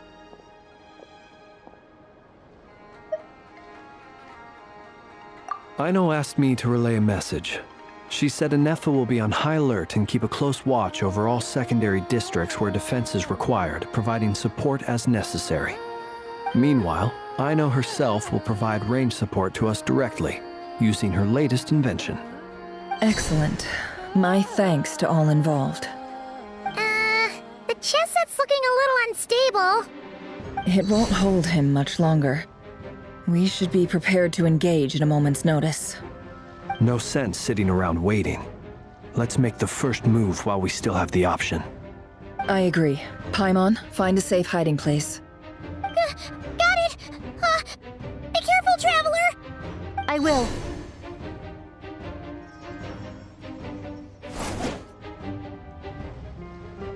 Everyone, take your positions as soon as the battle starts. Every ounce of strength we have in our bones, let us bring to this fight. Ready? Let's go.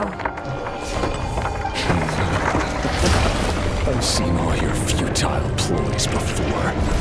You have become the authors of your own demise. I wouldn't be so sure about that. You are merely a moment of sport before I tear down the moon.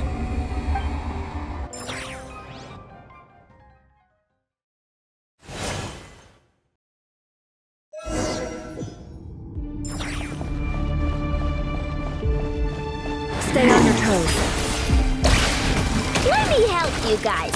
It's this!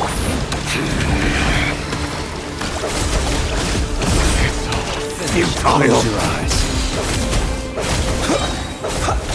Fear the dark. The moonlight. Protect us. Raise you. Hunt them down. Watershed! Move. Observe. Close your eyes. Steady now.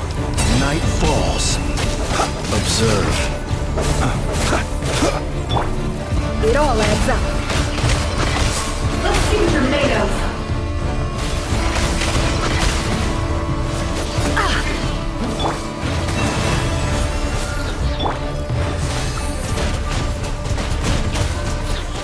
Watershed!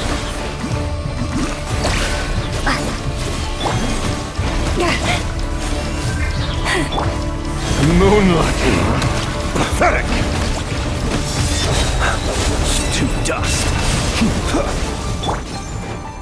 For the everlasting forest. Hunt them down. Wipe out! Can't hide the truth. Time to come clean. Move. Futile.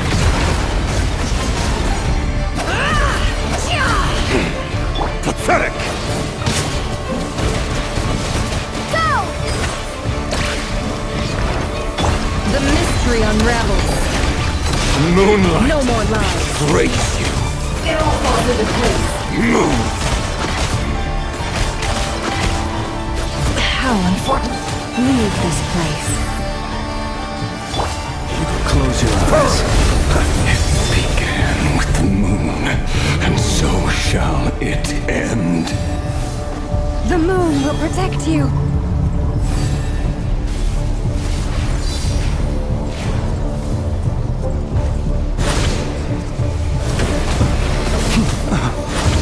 Be silent. Steady now. Close your eyes. You poor lost lamb. Do you see now?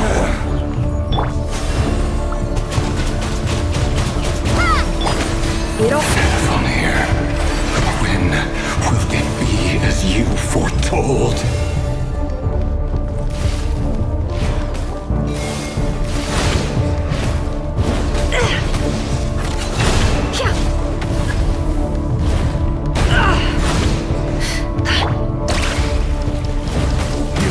Spirit is not welcome here.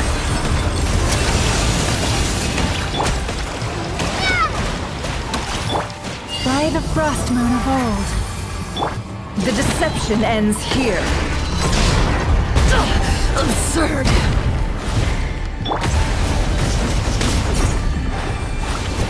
Move!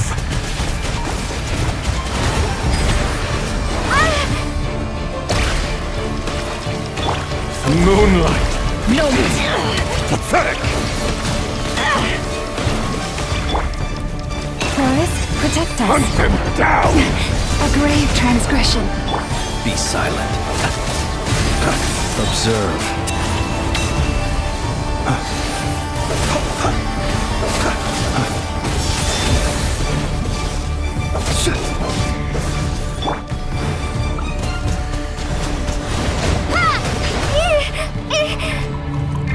Hunt them down! Leave this place. Move! The moonlight! Can't hide the truth. Raise you!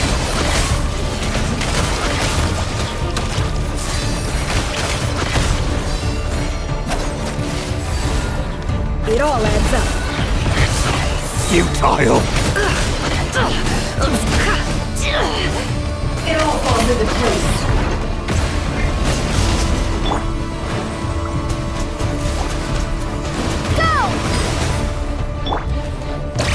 Close your eyes. Keep your close. Night falls. For the everlasting forest. Move! The moonlight Can't betrays hide the truth. The mystery unravels. Your little game of moves is over. Who wants to go first? Great.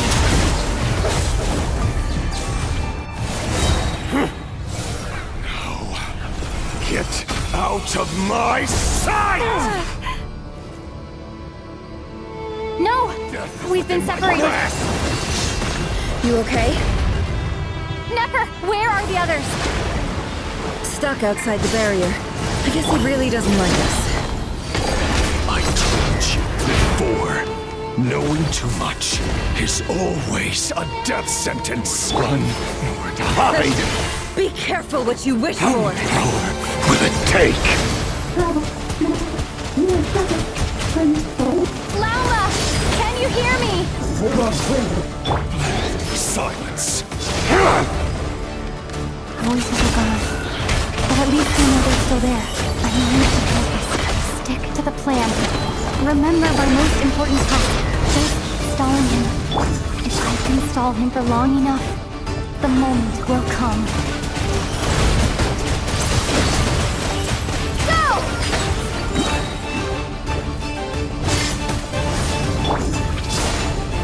It all adds up. Let's see what you're made of. Nowhere to run. Wipe out! Nowhere to hide.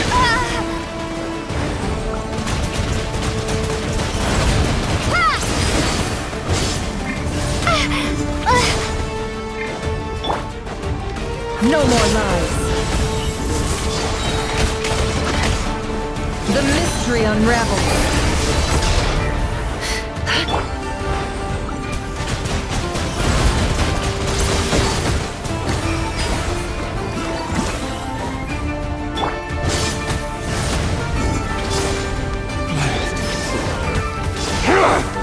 It all adds up.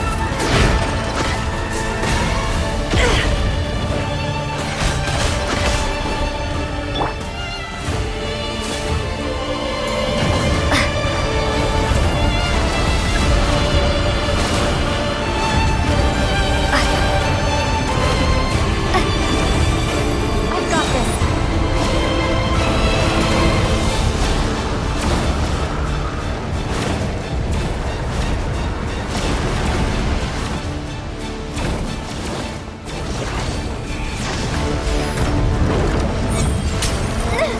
The shield's broken. I can't keep this up. Don't push your luck.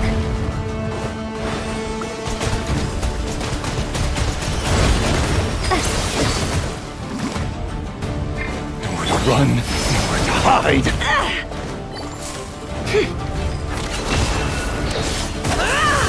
It all falls into place.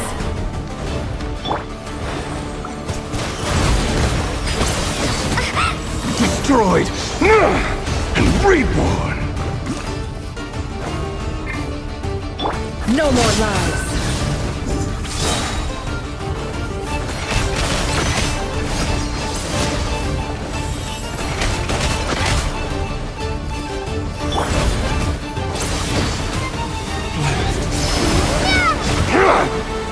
Water jet! The deception ends here. Can't hide the truth.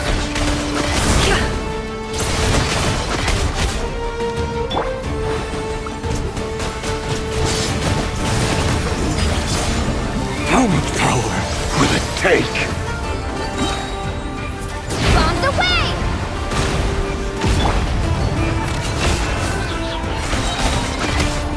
Time to come clean.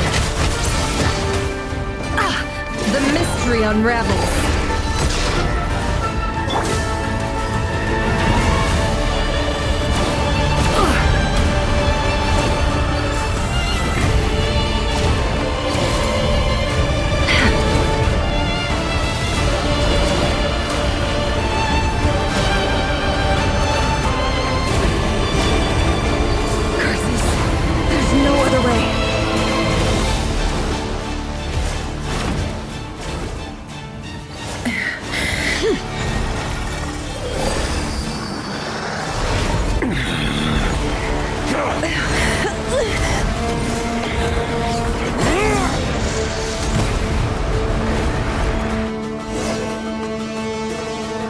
only way to defeat Rarer is to borrow his own power. That means Columbina will have to disappear while you two bear the brunt of his attacks. You have to hold on. Find a way to keep him focused on killing the two of you.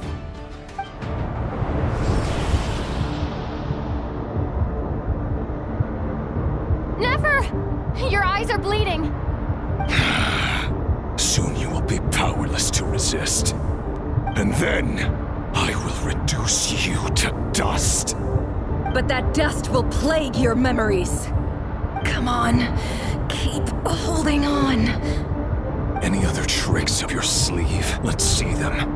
As entertaining as they are, you've backed yourself into a corner. You don't fool me. I see your fear clear as day. I have to stoke his rage. Make him unleash everything. You fear what you could never defeat. You fear the thought of never being able to save your beloved. You cannot win the fight against fate, Rarir. Is that what you think? Well, now it's your turn to feel afraid!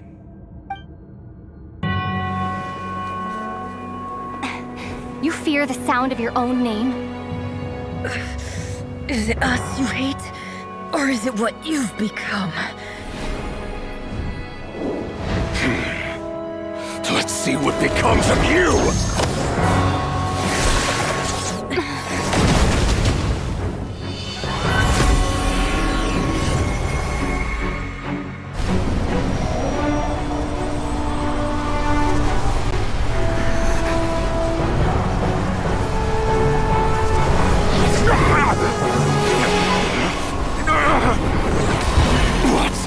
Happening? That power. I've seen it before.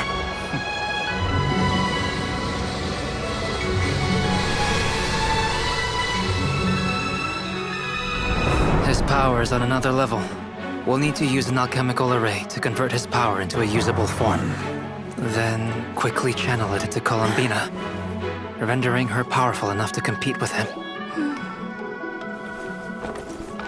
I'll join you. I can help. If I release enough abyssal energy into a confined space, it'll create a potential difference, allowing us to extract a huge amount of elemental energy. Next, I'll synchronize with everyone's minds using Pyro, then give you temporary access to their abilities and fields of view. But it won't last long. Can you see? Well enough. So, we have a student of Gold Rhine-Daughter in our midst. How about that?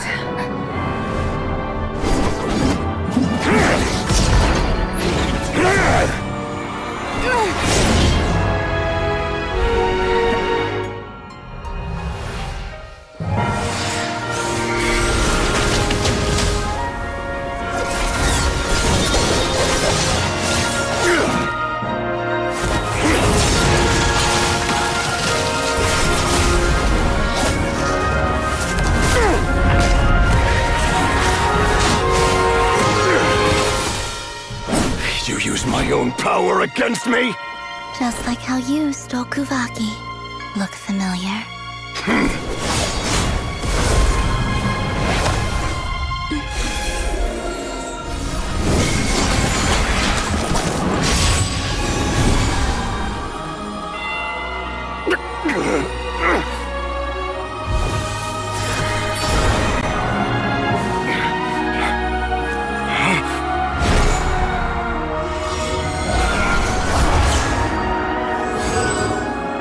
Don't you realize? You don't have the power to hold that gate open! I don't, but someone else does.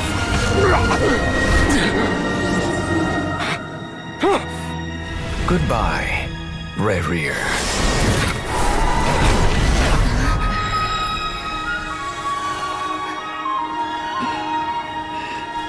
We won.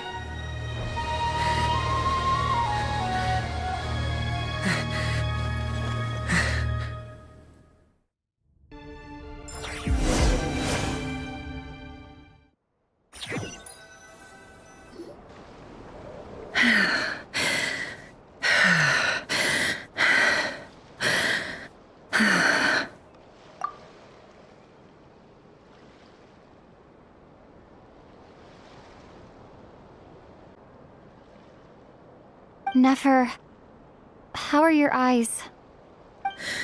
They're fine. Apart from the blindness, of course. It's not too late. Let me handle it.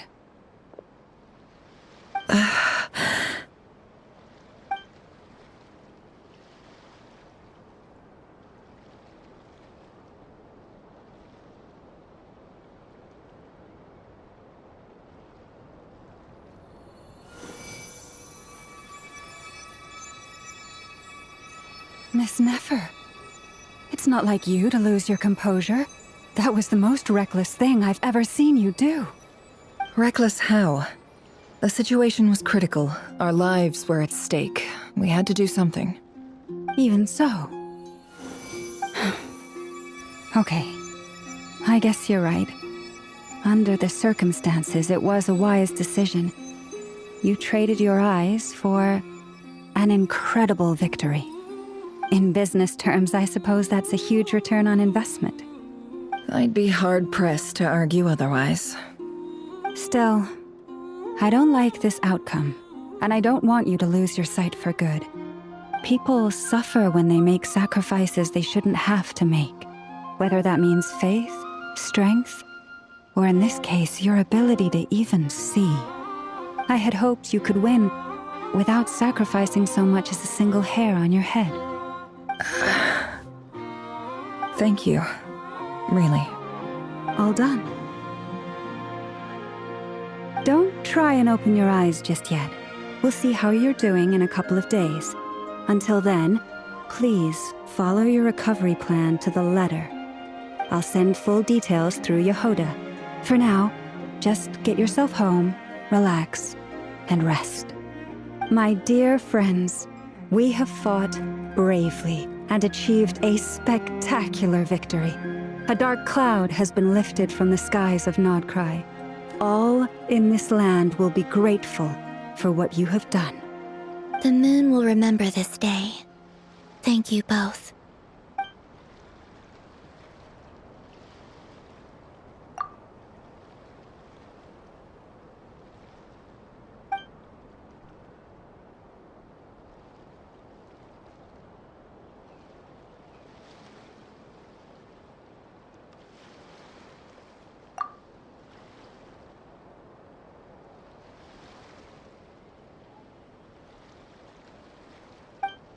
There's something I want to let you know.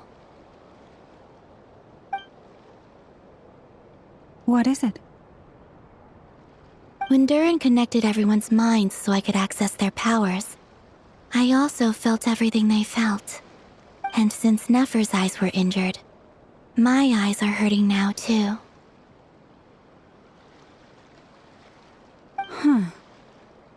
Hold on. Let me try. I only feel the pain. There's no actual damage. I just thought I should tell you. You're right. There's no damage.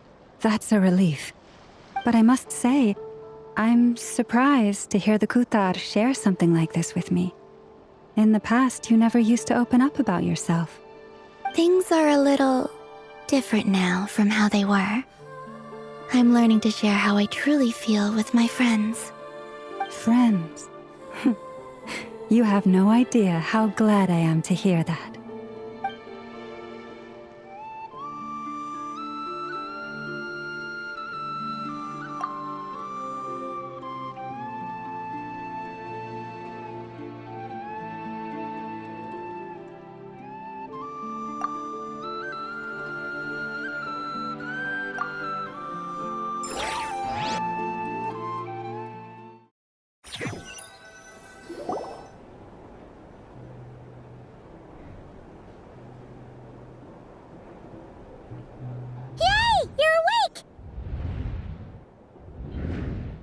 How are you feeling? Any aches and pains? Did you sleep well? I'm doing all right, Paimon. No need to worry about me. Phew! Well, that's good. Paimon's been sitting on the edge of the bed worrying about you for ages. You slept a whole day and night. Poor Paimon had to eat all by her lonesome. Glad to hear you didn't starve. How was the food? Well, it wasn't the same without you there to share it. Honestly, Paimon just can't relax when you're not your usual self. She couldn't enjoy the food and settle down to sleep. Well, I'm back to normal now. Oh yeah, and Albedo swung by earlier. He said to tell you to head to the tavern when you woke up. Varker and the others are organizing a victory feast and they want to celebrate with you. He also dropped off some medical supplies, but you seem fit as a fiddle, so guess you won't be needing those. If you're feeling up to it, let's head over now. Wouldn't want to keep them waiting.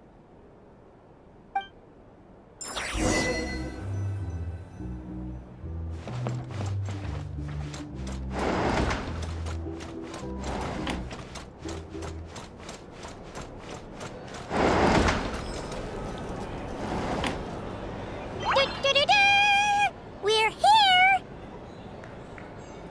Oh, Traveler and Paimon!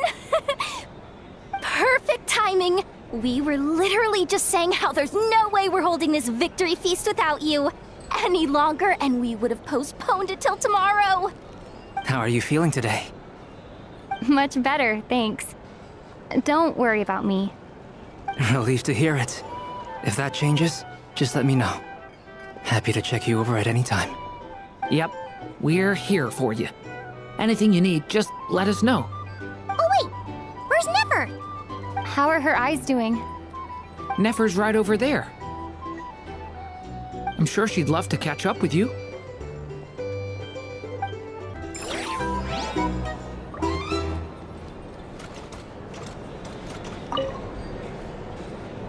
Hello, you. Recovered from the battle? Come on, what do you mean? Of course I'm gonna ask. I care about my friend's well-being, and we are friends, aren't we? Get yourself a drink, you've more than earned it. In fact, today, your drinks are on me. Lord Sangamabe's got you covered. Wow, really? What about Paimon? Has she earned it too? Has she? Please? Well, you haven't been through quite as much as the Traveler, but... what the heck, sure. Yay! Wow! Drinks on Dory! What a historic day. Hey, keep your voice down, or everyone else is gonna want in too. You... Have you heard anything I've been saying recently? Doing business in Nodcry has been an absolute nightmare. If I'm buying for everyone, oh... Okay. Paimon will speak more quietly. Jeez. That's more like it. Don't you forget, Lord Sangamabe doesn't just go around buying drinks for anyone and everyone.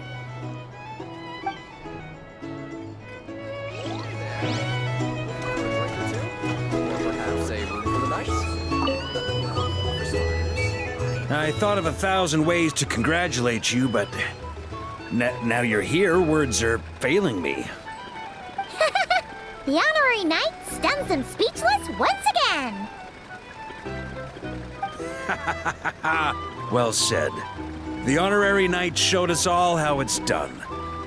The other knights tell me that Mondstadt was the first stop on your journey. All of us are truly delighted to count you as our friend. I'd like to thank you for supporting the Knights of Favonius, and also for helping us save Nodcry. Nonsense! Of course I'm gonna mention it. This is more than just business. It's a relationship.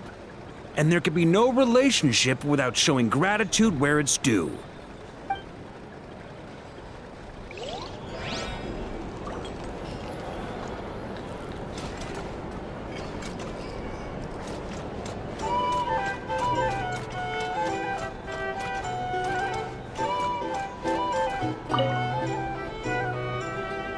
I see you've recovered.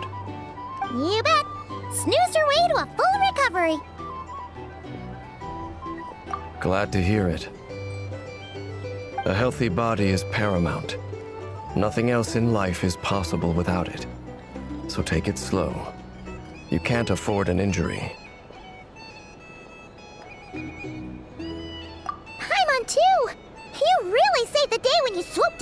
that gateway. I came to accept that although Rerir was my friend in the past, here and now, he was an enemy that must be defeated. Though I will never fully understand what happened between us, I could not let this crisis deepen any further. We fought a very necessary battle, and you played your part admirably. Yeah! And if you ever need to talk, just remember, we're always here. I'll do that.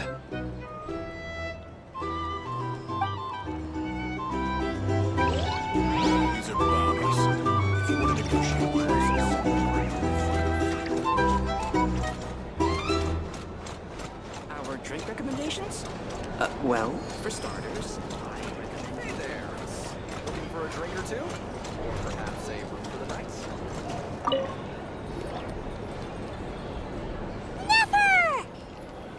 Traveler, Paimon, are you recovering well? Turns out that moon chanter has some real talent after all. My eyes were mostly recovered after just a couple days' rest. I can actually open them again now. Yeah, but you gotta be careful.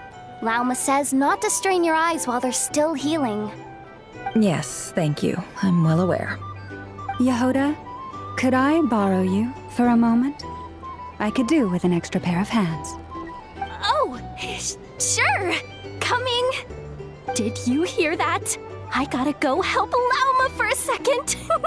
You guys chat among yourselves. I'll grab us some drinks on the way back. Paimon, you still like 'em sweet? You bet! Make it extra sweet, because Paimon's earned it! Sure thing!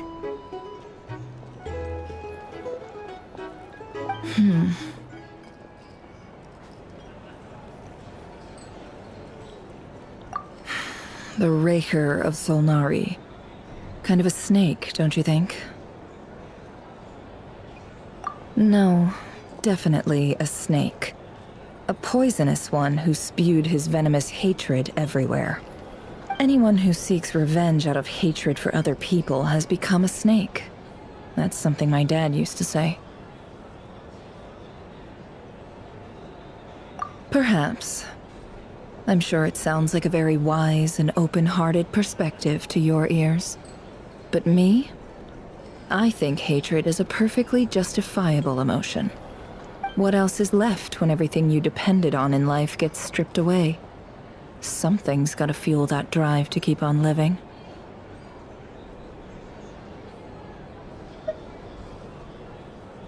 If you're worried about me, you can nip that in the bud. I'm not someone who gets stuck in the past. It's just... I suddenly feel like I was wrong to call my father a liar. He was just a fool. That's why the Academia turned their back on him, and why the other tribes ganged up on him. Oh, Father. How much better things could have been if you were a skilled liar. Look at the Ibis King. Thoth is a fiendishly cunning liar. And yet, strangely, he feels more like a father to me than my real dad ever was. He's never brought it up, but I'd bet he feels the same way. Why else would he give me the power to perceive the truth, while at the same time training me in the art of deception?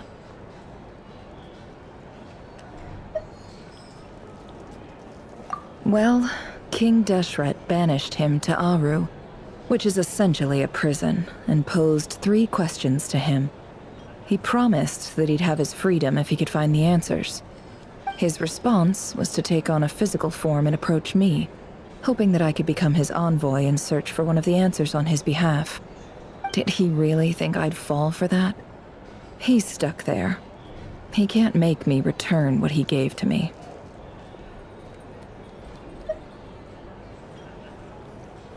So that's enough for you to decide he's nice, is it? He's a prisoner, and he was scared. So he decided to perform some good deeds to win people's approval. He lives in fear because he's a deceiver. How is Rerir any different? You can't work as a spy your whole life and expect a happy ending. It's preposterous. Yet I can't say I don't understand it. Liars live in the darkness of their own making, but it's still human nature to want to go on living. They say that a liar's soul is the most worthless thing in the world. What do you think?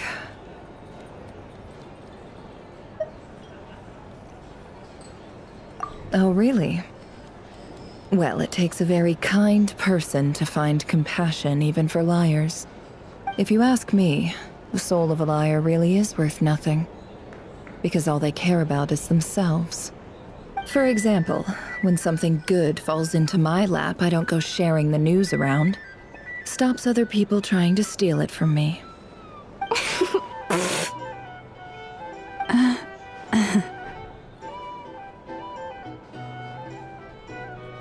So be it. They have sharp ears. I can't keep anything from them. Oh, is that what it looks like?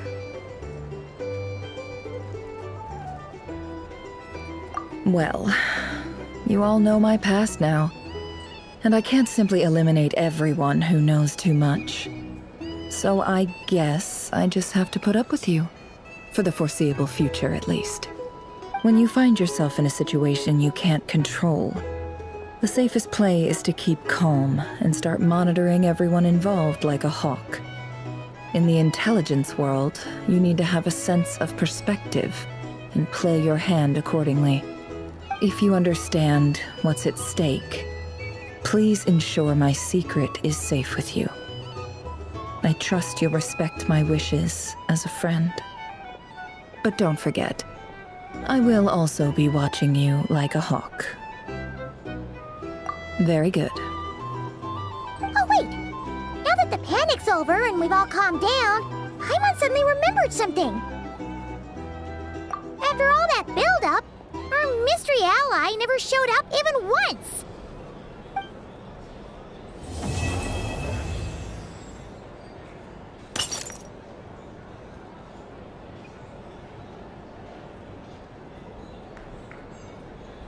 Huh? Am I imagining things?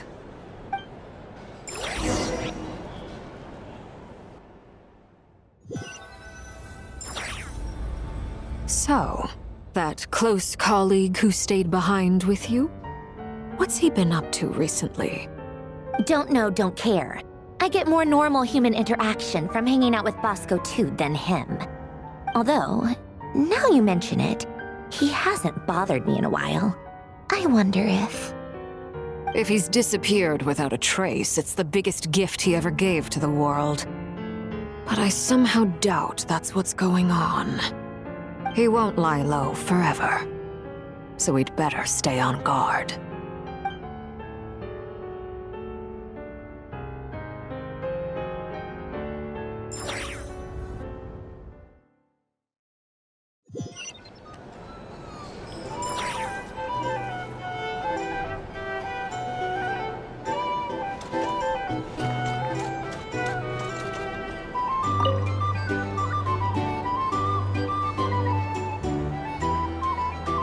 Ah, Lord Sangama Bay.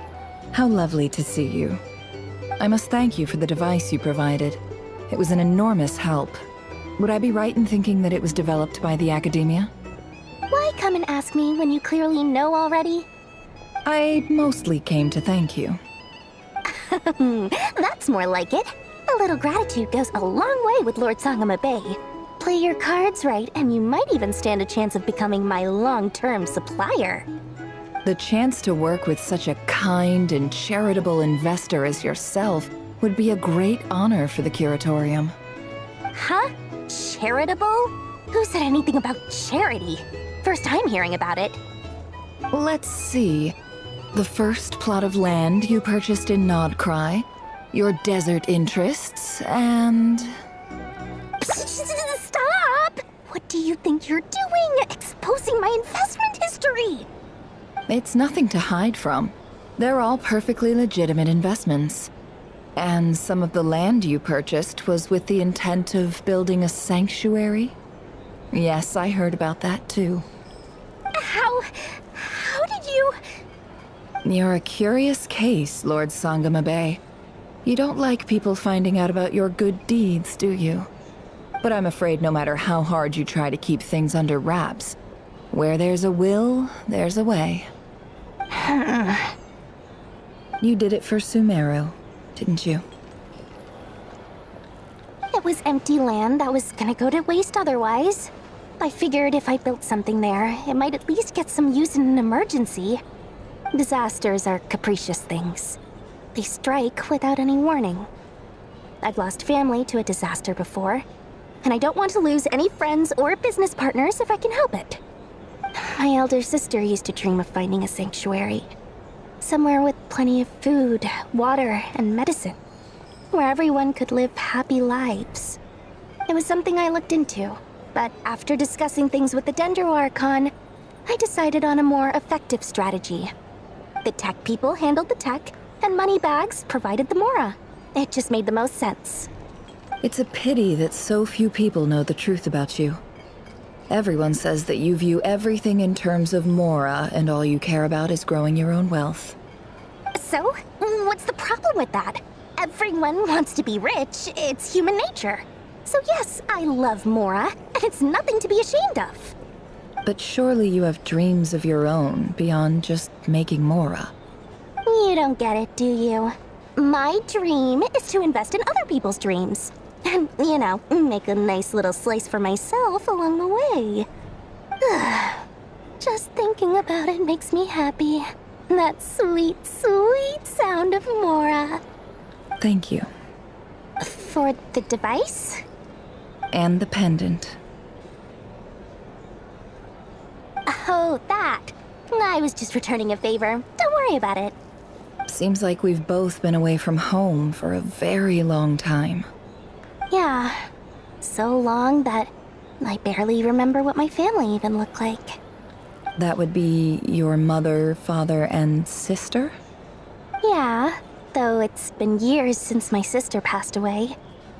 It's not like I want to forget them, obviously, but memory can be even more ruthless than the most calculating business person. Beyond a certain point, if something isn't helping you, it just gets rid of it. My sister can't help me now. Slowly but surely, her face is fading from my mind's eye. It's become a vague impression. Not everything will fade. When loved ones pass away, the beautiful memories are the ones that last the longest. Yeah, that's true. If you ask me, that's the one silver lining in all of it. Well, that, plus, I'm sure that life is much better now than it was back then. Oh, absolutely. I have tons of Mora, a big beautiful house, business is booming, and I'm as happy as can be. You've got a lot going for you too. Boss of the Curatorium of Secrets? I'm sure there's plenty of Mora to be made in that line of work. I appreciate the vote of confidence.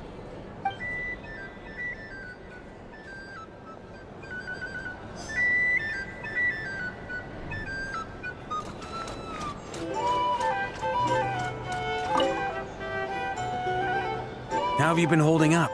Any adverse reactions? If you start to take a turn for the worse, make sure you tell me right away. You don't need to worry about me, Grandmaster. I'm fine. I mean, I barely did anything, so... What? You're too humble, young man. You played an indispensable role in the battle for Notcry. We can't thank you enough for your support. Sometimes, when people praise you, it's because you deserve it. The best thing is to accept it calmly and with grace. It's important to learn how to respond to words of admiration. Let's do a quick demonstration.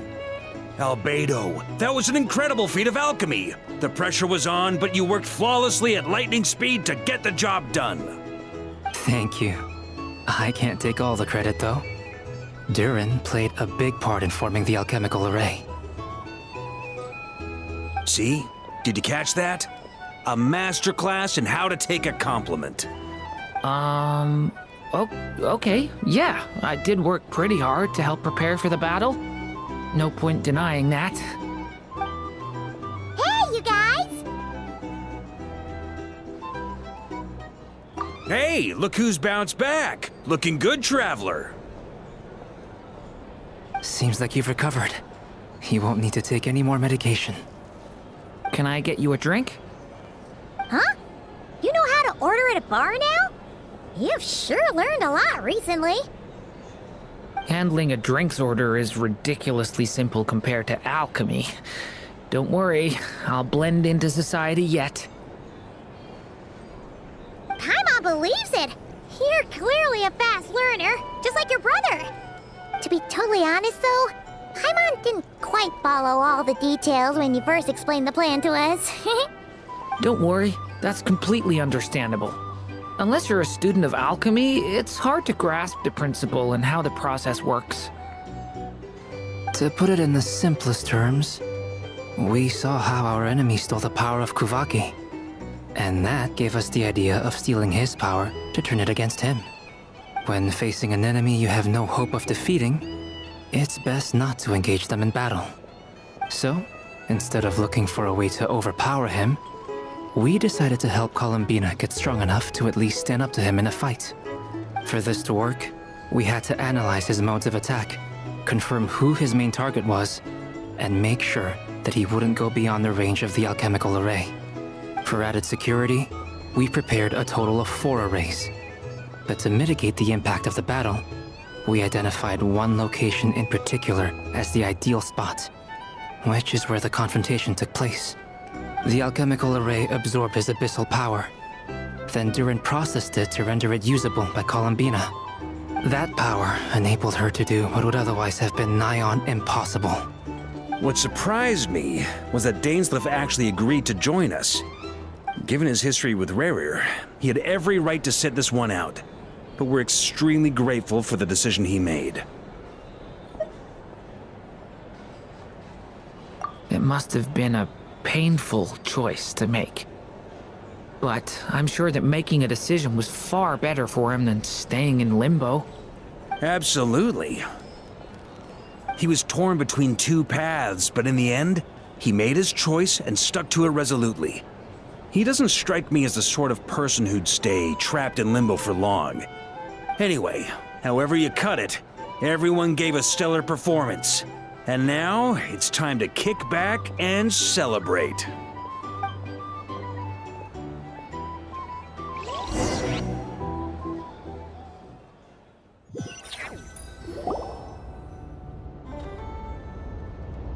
That's the only reason you're here.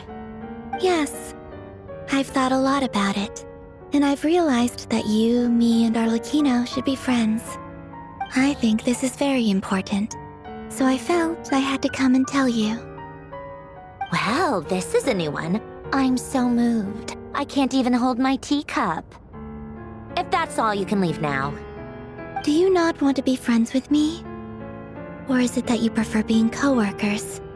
What is this, Columbina? Are you deliberately testing my patience threshold? Right now, my politeness module is active. But if you say another word, I swear I'll shut it down. If your politeness module was active, wouldn't you say the word please at some point? Polonia, please see Lady Columbina to the door.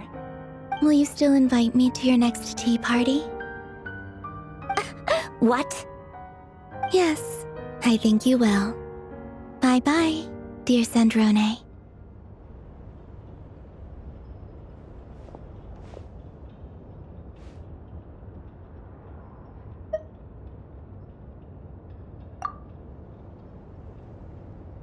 Last time, the Wild Hunt escorted you out. Would you rather I handled it myself this time? We just wanted to, see how you were doing now that it's all over. Why? Out of concern for my safety? I hope you didn't seriously think that the Rayhir of Solnari would be able to lay so much as a finger upon me, given how prepared I was. Mostly because you kind of helped us out, so we just wanted to check you were okay. Looks like all your robots are fixed, huh?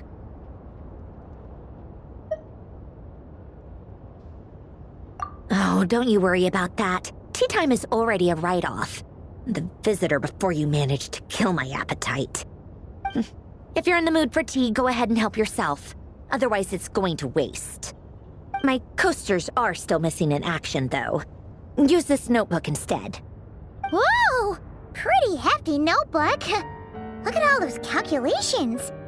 You can ignore those. They're just dumb scribblings. I doodle and write in my free time. Sometimes I remember the distant dreamlike past. Sometimes I imagine the far-flung future. And other times, I grit my teeth and note down all the crazy nonsense going on in the present. Some people do the crosswords in the newspaper.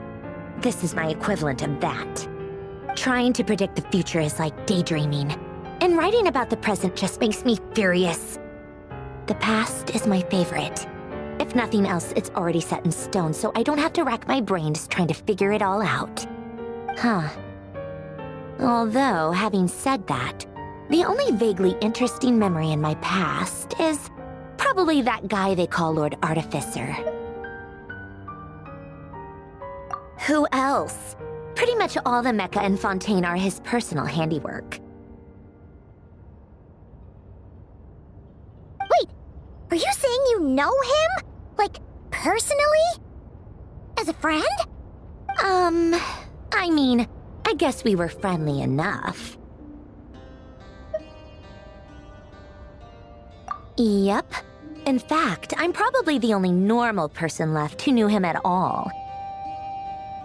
We used to chat occasionally back when he was still around. Before he passed away, he asked me to destroy all his manuscripts. I honored his request, but I did read through everything first before destroying them.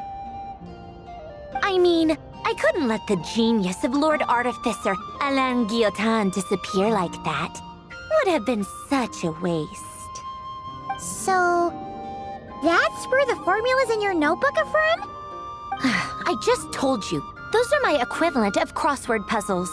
They're just dumb formulas that I solve for fun when I'm bored. Alain's work was like epic poetry.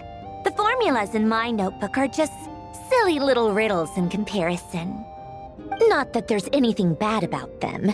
I mean, at least, solving those riddles isn't going to hurt anyone. Except me, 'cause I lose a few brain cells in the process. Anyway, while we're on the topic, I might as well tell you about what happened to him and his friends. Alain Guillotin had two close buddies, Renee and Jacob. They spent their childhood years together in the Narzissenkreuz Institute. They were all quite competitive, so there was some rivalry between them, but it was a friendly rivalry. But beneath the friendship and the rivalry ran something deeper, a sense of nostalgia for the past. Unfortunately, childhood would end. The prophecy would come true, the apocalypse would arrive, and the future would never be. A mad dream that would normally only capture the minds of lunatics began to take root in their hearts. A dream of saving the world. And if Renee and Alain had been people of lesser wits, that dream would probably have ended up as something for them to joke about in their older years. But alas, they were some of the sharpest minds around. They nurtured that dream with the full power of their intellect, and it grew into something that ate away at their souls. The first of them to fall under its spell was Renee. Against Alain's wishes, he persisted in experimenting on a mutual friend of theirs to try and save their life. Alain did not approve and parted ways with Renee. It's complicated. Alain wanted to believe that Renee only did what he did for the sake of their friendship. But when he told me about what happened, I could tell he still had some suspicions about Renee's motives. Perhaps the seed that would grow into a nightmare had already sprouted in Renee's mind. Even then, the next time they met, Renee's soul had been completely engulfed by the dream of salvation. His futile attempt to change the tide of fate only resulted in a wave that swallowed up the world, even before the apocalypse came. And although that wave died down eventually, I hear that it just recently came back with a vengeance. As I understand, Renee wanted to live out his dream of salvation once more. But I'm told that the attempted resurgence finally died out for good. At long last, Renee awoke from his deluded dream. Though of course by then it was far too late. What do you think of Renee? Do you admire his transcendent genius? His view that any price was worth paying to achieve the lofty goal of saving the world? Or do you despise him? Dismiss him as an evil madman who wrought havoc on the lives of everyone around him as he pursued his delusional dream? Same difference, really. Just a matter of perspective.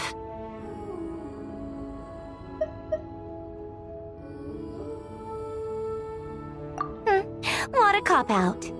But I suspect you'd have a more incisive and insightful answer if we dug into it further. I don't like fanatics who give up their whole lives for their ideology. Nor do I like fools who let their delusions take control. Maybe I could understand if Renee had just been an ordinary person. But he had a sage-like intellect. And still managed to get himself lost in a labyrinth of his own desires. Anyway, that's enough about Renee. Now, moving on to Alain Guillotin, the Lord Artificer. He managed to put a stop to the first storm whipped up by Renee. But after that, Alain lost his friends and family. To his credit, I suppose, the loss of his family and friends was purely a tragic accident. It's not like Alain sacrificed them for his cause or anything. After that, the only thing supporting his work was the same dream that had dragged his closest friend down to the abyss. But although the desire to save Fontaine drove him to found the Fontaine Research Institute, Alain continued to reject any form of transcendental knowledge or power. He was suspicious and fearful of it, having seen the way it had affected his closest friend. I think that formulas and machines derived solely from human intellect were the only thing that gave him a sense of spiritual comfort. Yet Alain's intellect was simply too great. It barely left him space to breathe in his lifetime. Once he realized that the end of his life was approaching, he finally accepted the truth. The Nazissenkreuz Institute needed someone, and a human being, to see its story through to the end. He quit working on his formulas, trading them in for the fairy tales that had played such a formative role in his childhood, but which he barely touched in his adult life. He told me that the director of the Nazissenkreuz Institute used to read those fairy tales to the children as bedtime stories. Apparently, they worked wonders at sending kids off to sleep. I think that all he wanted at that time in his life was to be able to sleep deeply without being plagued by depression. By that point, nothing else really mattered. At the very end, he laid down to rest in the ruins of the former Nazissenkreuz Institute orphanage, while the Fontaine Research Institute he had founded continued tirelessly with its work. Many years after that, tensions over competing dreams would once again cause a rift, this time between members of the Fontaine Research Institute. But the actions of those fools had nothing at all to do with Alain. And that is the story of two people from the Nazissenkreuz Institute who both wanted to save the world. One went all in on his fantasy of salvation without ever looking back, and ended up calmly sinking to the bottom of the deepest sea. The other sought desperately to burn bright in his life, even though he wasn't sure where he was going. I do sometimes wonder, why is it that people like them have such grand hopes of saving the world? Even the grandest tree starts as a tiny seed. So perhaps, for each of them, their mission to save the world began with a very simple desire: to save themselves. They were young children with friends and family who mattered to them, desires to explore the meaning of life, ambitions to have a successful career. They didn't want to see all of that taken away in one fell swoop. Or maybe they just wanted to find something to anchor themselves within the chaos, to stop them getting quietly swept away by the storms of life. But instead, the search for their own salvation took them down the rocky road laid out by fate.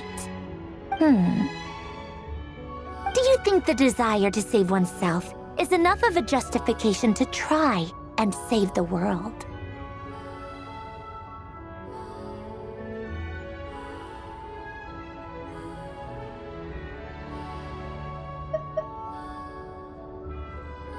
You don't know? I guess that's a fair answer. At least you're not trying to hide your confusion. Alain was much more straightforward about it. I asked him the same question back when he was in his prime, putting all of his energy into his work. Yes, it's enough. That was all he said before getting right back to his work. He was always that way. All right, tea time's over. I owe Arlecchino a favor for telling me these stories. I'll have to bring a whole sack of gifts the next time I visit the House of the Hearth. I'm gonna go tinker with Polonia now. You guys can do whatever you want, as long as it doesn't involve interrupting me. Polonia, exit hibernation mode. Begin diagnostics.